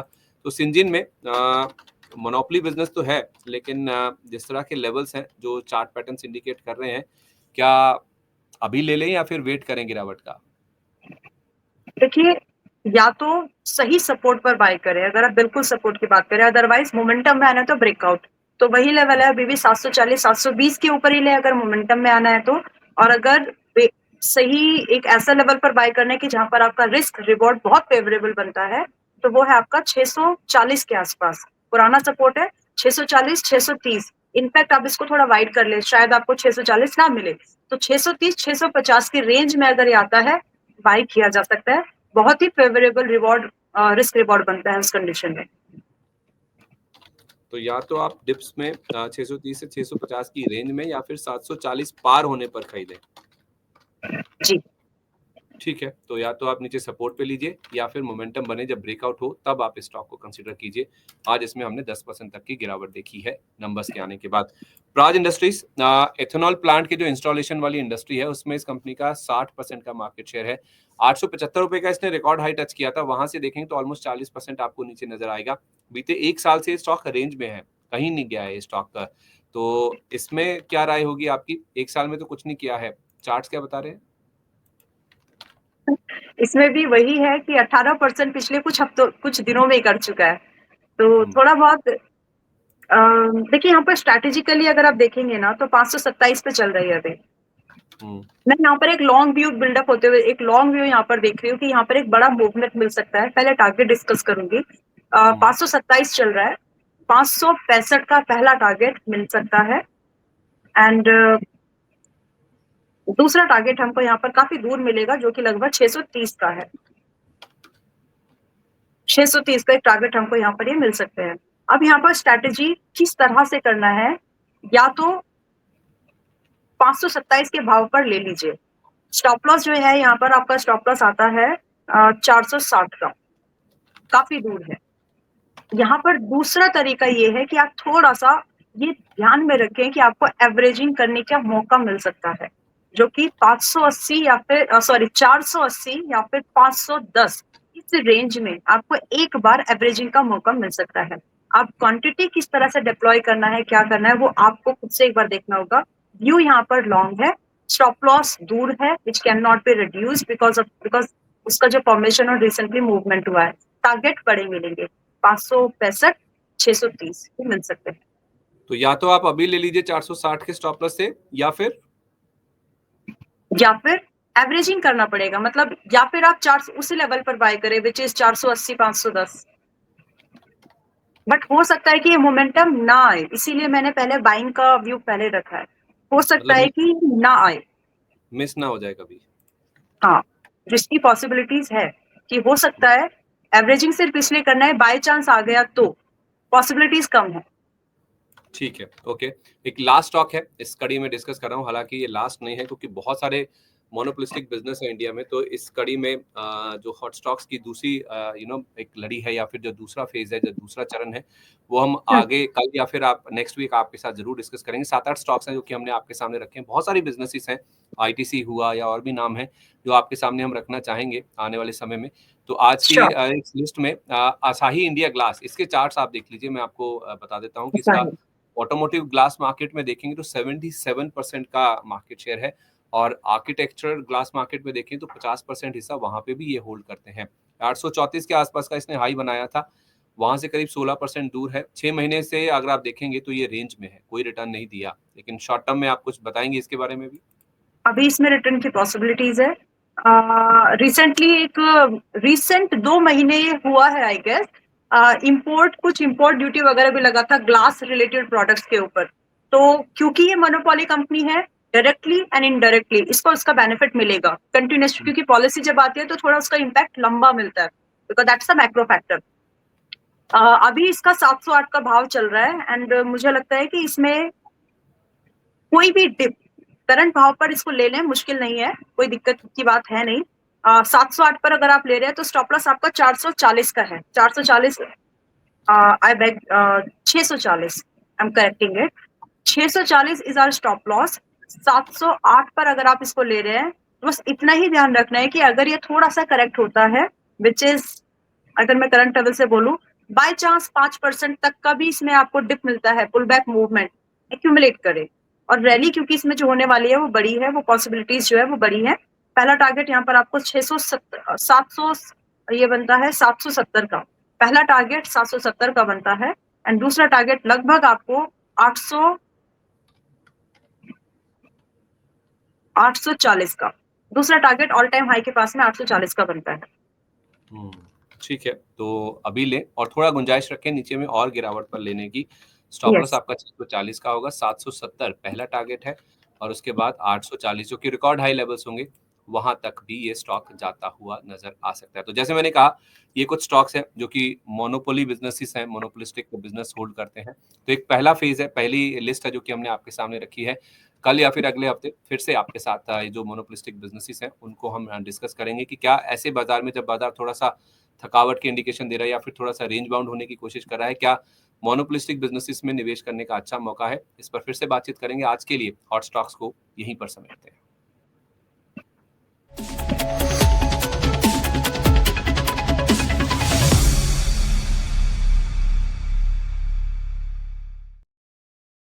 मार्केट अगर आप देखेंगे तो फ्लिप फ्लॉप कर रहा है, क्योंकि एक्सपायरी का दिन है, तो आज लाल और हरे निशान में झूलता हुआ नजर आ रहा है। फिलहाल 55 पॉइंट नीचे निफ्टी है, और 205 पॉइंट की गिरावट सेंसेक्स में देखने को मिल रही है।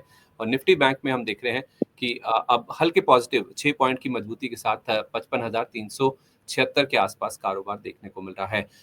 कुछ दर्शकों के सवाल ले लेते हैं। आज मोनोपोलिस्टिक बिजनेस को डिस्कस करने में, हॉट स्टॉक्स को डिस्कस करने में काफी टाइम चला गया। सबसे पहले एक सोमवीर भूरिया जी का सवाल है। मैम वो कह रहे हैं कि लाओपाला 100 शेयर है मेरे पास, 222, क्या करें? लाओपाला, एक सेकंड, कितने शेयर है? 100 शेयर है। उन्होंने रेंज वगैरह कुछ नहीं बताया, राइट? कंजर्वेटिवली सवाल शेयर किया मैम, 222 रुपए का प्राइस बताया, जो कि मुनाफा हो रहा है इनको, हालांकि 247 41 पर स्टॉक खड़ा है। हाँ। बस व्यू ये भी नहीं बताया कितनी देर तक होल्ड कर सकते हैं, कब से ले रखा है, बस इतना ही बताया कि 222 पे ले रखे हैं। स्टिल होल्डेबल स्टॉक है। यहाँ पर जो टारगेट हमें देख रही, मुझे लगता है कि यहाँ पर जो टारगेट्स मिलेंगे, पहला अभी 241 पर है, 241 पर है अभी, एंड टारगेट हमको यहाँ पर इजीली 270 का मिलेगा पहला, एंड उसको थोड़ा सा और आप बिगर व्यू करें तो दूसरा टारगेट आपको 300 के आसपास, 295 इसको कर लीजिए, 295 के आसपास आपको मिलेगा, एंड थर्ड टारगेट आपको मिलेगा यहाँ पर लगभग 320 का। तो ये व्यू है, व्यू लॉन्ग है, आई मीन इस स्टॉक को लेकर के मेरा व्यू फिलहाल यहाँ पर बुलिश लग है। एंड इसका जो बाकी चीजें हैं, अगर हम फंडामेंटली चीजों को भी देखें तो सेक्टर के कंपेरेटिवली महंगा नहीं है। कंपनी अगर आप देख रहे हैं तो धीरे धीरे ये जो ग्लासवेयर है उसमें इसका बहुत बड़ा आपने जैसे एक मोनोपोली स्टॉक बोला है, तो ये कंपनी ग्लासवेयर में, होम यूटेंसिल्स के ग्लासवेयर जो होते हैं, इसका बहुत बड़ा स्टेक है उसमें, एंड आरओई वगैरह सब ठीक ठाक है। करंट लेवल पर भी बाय कर सकते हैं if someone is planning new. If someone is holding previously, they can hold for further gains. ठीक है, स्टॉप लॉस दे दीजिए इनको एक। स्टॉप लॉस यहाँ पर आप मेंटेन कर लें इस मंथ का open price, which is very unlikely to hit again, और वो होता है आपका 210 के स्टॉप लॉस पर आप इसको होल्ड रख सकते हैं। ठीक है, 222 पे इन्होंने लिया है, तो 12 रुपए नीचे 210 के आसपास आप इसका स्टॉप लॉस लगा के बने रहिए। अंकित जी का सवाल है, कह रहे हैं कि IRFC @162 और IOC @156। संदीप सर, एक ईयर के ऊपर हो गया है होल्ड करते हुए, हायर लेवल देखने के बाद अब लोअर लेवल में मजा नहीं आ रहा है, नए हाई कब तक बनेंगे प्लीज बताइए। तो मैम 162 पे IRFC ले रखा है, 156 पे IOC। ठीक है, अभी दोनों स्टॉक्स मेरे पास में है। IRFC मेरे सामने 135 पर है अभी फिलहाल, एंड आपने एक साल से होल्ड किया है तो बाइंग आपकी काफी दूर की है, आपने सब कुछ देखा है आपने। फिलहाल थोड़ा वेट करना आपके लिए ज्यादा बेटर होगा। इनफैक्ट आई वुड से अगर आप चाहें तो एक अच्छा लेवल है, आप यहाँ पर थोड़ा बहुत अगर आप चाहें, आप कंफर्ट हैं तो थोड़ा बहुत एवरेजिंग कर लीजिए, ताकि जब ये मोमेंटम में वापस बनेंगे तो आपके जो गेन्स है, जो कंसोलिडेशन पीरियड आपने इन स्टॉक्स में दिया है, वो थोड़ा सा मैनेज हो जाएगा। If you wish, you can manage it, you can average it in the range of 130 and 135 current range, that means, and जो टारगेट आप यहाँ पर एक्सपेक्ट करें, पहले स्टॉप लॉस जो आप यहाँ पर देख सकते हैं 120 के स्टॉप लॉस के साथ एवरेज इट, ठीक है। एंड टारगेट जो आप यहाँ पर देखें, ऑल टाइम हाई का तो मुझे नहीं पता कब आएगा नई गवर्नमेंट दोबारा वापस आए वो अलग बात है लेकिन जो टारगेट्स मिल सकते हैं वो 150 का पहला टारगेट आप एज्यूम करें, एंड दूसरा टारगेट लगभग 165 का आप एज्यूम करें। तो बिना एवरेजिंग के शायद आपको इससे एग्जिट नहीं मिलेगा, तो इसीलिए मैंने आपको यहाँ पर एवरेजिंग सजेस्ट की है, अगर आपको, क्योंकि यही पॉसिबल लेवल्स है। मैं एक चीज यहाँ पर और एक्सप्लेन करना चाहती हूँ, बिकॉज ये जरूरी है आप लोगों के लिए भी। कोई स्टॉक अगर 100 रुपए से 80 पर गिरा है, या फिर मान लीजिए 100 रुपए से अगर 50 पे गिरा है, तो 50% का डिक्लाइन था, बट 50 से वापस 100 पर जाना 100% का मूवमेंट है, एंड 100% का मूवमेंट मतलब आप समझे कि it's very beautiful, extra ordinary return होते हैं। तो कोई ना कोई प्राइस में ups and down profit booking चलती रहेगी, अंडरस्टैंड दैट। इसीलिए फंस भी गए हैं तो उस चक्रव्यूह को कैसे मैनेज करना है वो थोड़ा सा देख करके कर लीजिए। Averaging he suggested here. ठीक है, आप कुछ कह रहे हैं? हाँ, मैं बहुत कुछ कहना चाह रहा हूँ, मैं बहुत सारे सवाल मेरे सामने हैं ओके, IOC में आप IOC के बारे में बता दीजिए। ओके, IOC अभी 138 पर है, मुझे लगता है थोड़ा सा महंगा है। अगर एवरेजिंग करना भी है, वेट फॉर 130, 128, 132, 128 इस 4 पॉइंट की रेंज में आप इसको एवरेजिंग करें। फिलहाल फ्रेश बाइंग नॉट सजेस्टेड, और जो टारगेट है टाइम लगेगा, it may take time.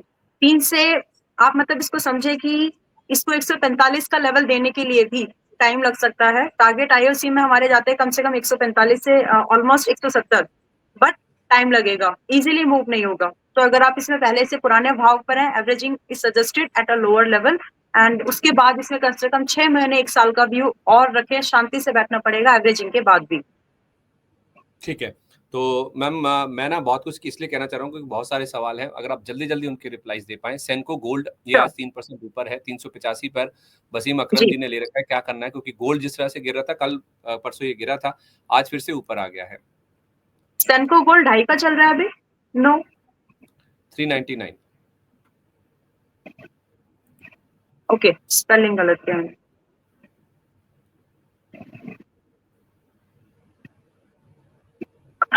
Okay, इनकी बाइंग कितने की बताया इन्होंने, प्लीज एक बार मुझे। 385 की बाइंग है, ओके 300, ठीक है, बाइंग आपकी ठीक है। आप देखिए यहाँ पर एक स्टॉप लॉस मेंटेन कर लीजिए प्लीज। आपका स्टॉप लॉस आता है लगभग 350 का, एंड टारगेट आते हैं लगभग 430 के। ये मिनिमम है, मतलब इतना मूवमेंट आप एक्सपेक्ट कर सकते हो। स्टॉप लॉस भी जो मैंने दिया है उसके हिसाब से you can go with it. ठीक है, मिंटू चौधरी जी कह रहे हैं कि ओला के बारे में कुछ बताइए। ओला इलेक्ट्रिक जी। मैं ओला इलेक्ट्रिक के साथ छोटा सा ही बताना चाह रही हूँ। ओला इलेक्ट्रिक मैंने एक समय पे सोचा था, जब ये नया नया लिस्टेड हुआ था, मैं इसको खरीद लेती हूँ उसी लेवल पर। थैंक गॉड मैंने नहीं खरीदा, क्योंकि मेरी कैपिटल उस समय से आधी हो जाती है।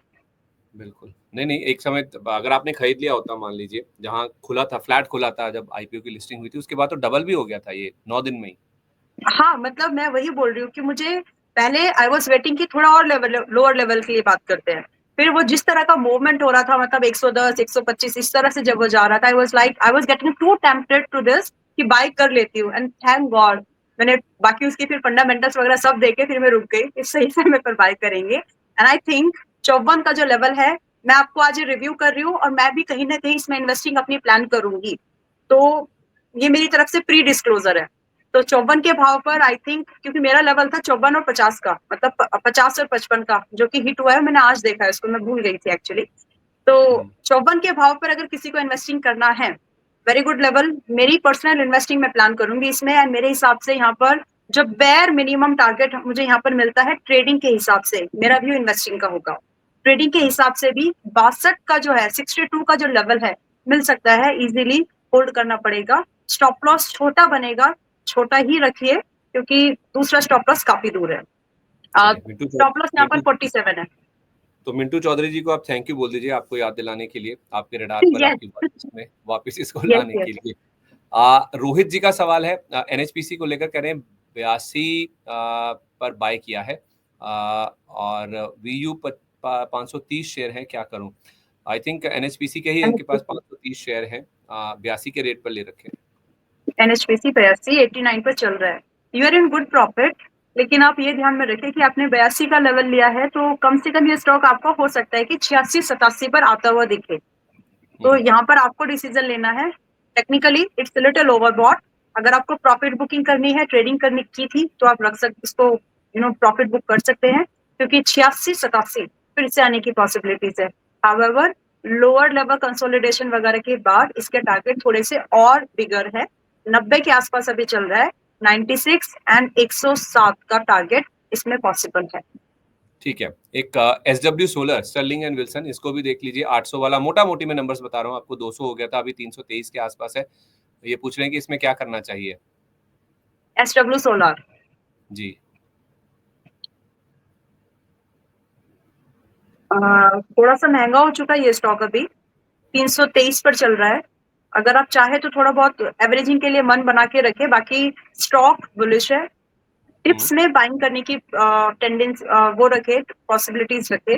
बाकी अगर आप फ्रेश बाइंग के बारे में सोच रहे हैं, एवरेजिंग के लिए सॉरी, तो आप 310 के आसपास, 305 के आसपास ही एवरेजिंग करें। टारगेट 360 एंड दूसरा टारगेट लगभग 405, ये टारगेट मिलने की पॉसिबिलिटीज हैं। ओके, एक आखिरी सवाल ले रहा हूँ मैं आपको, थोड़ा एक्सटेंड हो गया शो, माफी चाहता हूँ।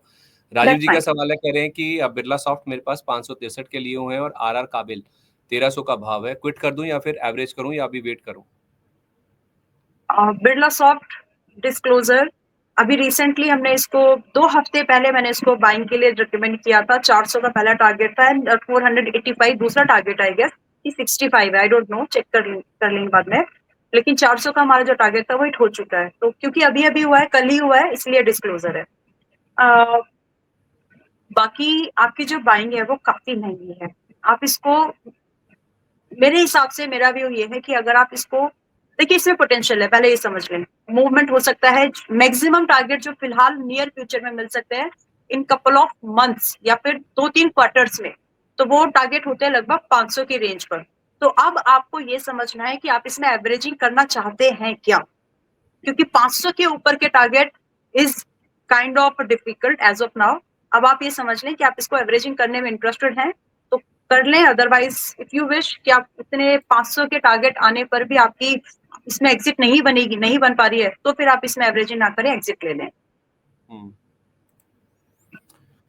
ठीक है, और आरआर काबिल 1300 का लिया हुआ इन्होंने। आरआर काबिल 1300 का और 976 पर चल रहा है। देखिए, प्रॉब्लम फिर से वही दिख रही है, कॉमन स्टॉप लॉस नहीं मेंटेन हो रहे हैं। कभी भी आप ले रहे हैं तो स्टॉप लॉस मेंटेन करें, चाहे कोई भी हो मार्केट। हो सकता है कि आपने ये जो बड़ा डिप आया, एक बड़ी सी रेड कैंडल दिख रही है, शायद आप वहां रुक गए, ओके, तो बट स्टॉप लॉस मेंटेन करिए। आप कोई भी स्टॉक रिकमेंडेशन किसी की भी फॉलो करें, please follow stop loss, otherwise एक लेवल के बाद में सड़न इतनी बढ़ जाती है कि हाथ ही काटना पड़ता है, मतलब एक बड़ा डेंट आता है। तो जहां पे छोटा कट लग रहा है आपकी कैपिटल को, वहां निकल जाइए, अदरवाइज फिर एग्जिट निकलने में दिक्कत होती है, राइट।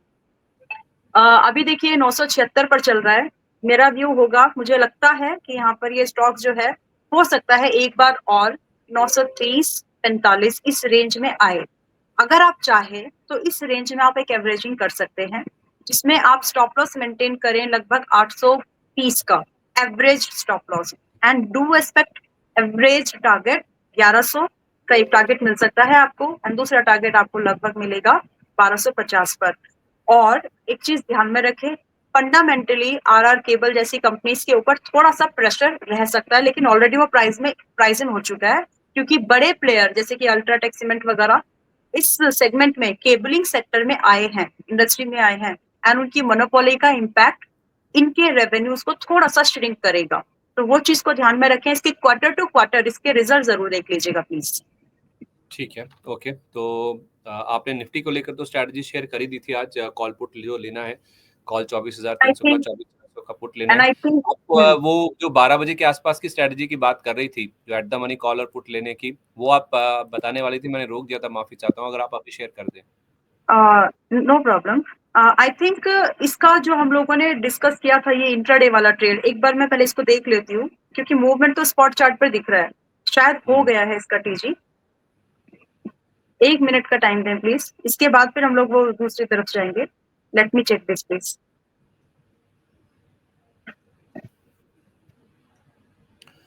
क्योंकि बाजार तो हम देख रहे हैं कि अभी भी एक रेंज में ही है, दायरे में ही ट्रेड हो रहा है, 50 पॉइंट नीचे है और 170 पॉइंट की गिरावट सेंसेक्स में है। बैंक निफ्टी 32 पॉइंट ऊपर है। तो अगर आप देख पाई हो और शेयर कर पाए।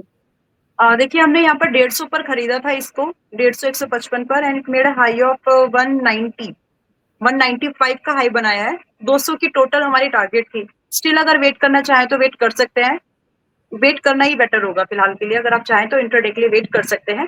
200 का टारगेट था, 195 का टारगेट इसमें मिला है अभी गेन। ठीक है, और दूसरी स्ट्रेटजी आप बता रही थी। हाँ जी,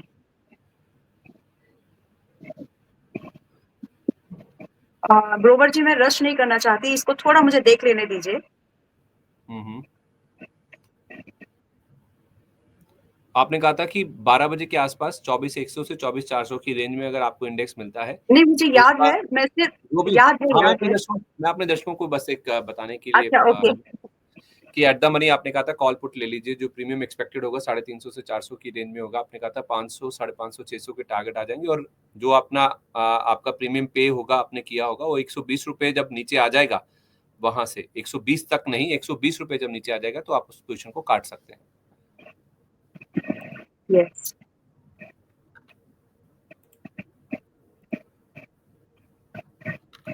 देखिए, इस स्ट्रेटजी में ना, कभी भी मैं थोड़ा सा एक्सप्लेन भी करी वाला I am checking all this, इसमें प्रीमियम कितना पे किया जा रहा है वो बहुत ही ज्यादा इंपॉर्टेंट होता है, क्योंकि अगर आपकी प्रीमियम ज्यादा पे हुई तो फिर आप उस कंडीशन में आपकी प्रॉफिट प्रोबेबिलिटी जो है ऑटोमेटिकली रिड्यूस हो जाती है। So it is very very important to analyse this, possibilities कितनी है, प्रीमियम कितना पे कर रहे हैं। देखिए, मुझे स्ट्राइक्स मिल गए हैं, सेम स्ट्राइक है जो हमने आज इंट्राडे के लिए लिए हैं, जिसमें कि 23,300 की पुट है, 30 तारीख की एक्सपायरी वाला।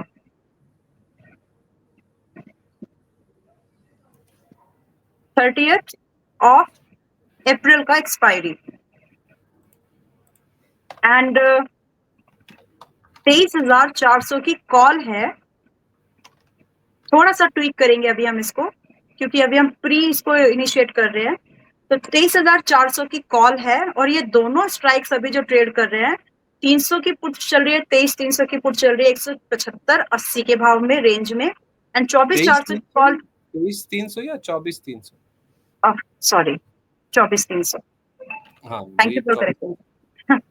ओके, 24,300 की वो मूवमेंट इतना फास्ट हुआ है ना, दिमाग को अभी उसका एक्सेप्टेंस ही नहीं आ रही है। ओके, 24,300 की जो पुट है 175-180, यानी 170-80 की रेंज में लेना है, एंड 24,400 की जो कॉल है 160-170 की रेंज में लेना है। तो टोटल जो हमारी कॉस्ट इसकी बनती है 170 प्लस 160 कर लेते हैं, 330 के आसपास की इसकी हमारी कॉस्ट आती है।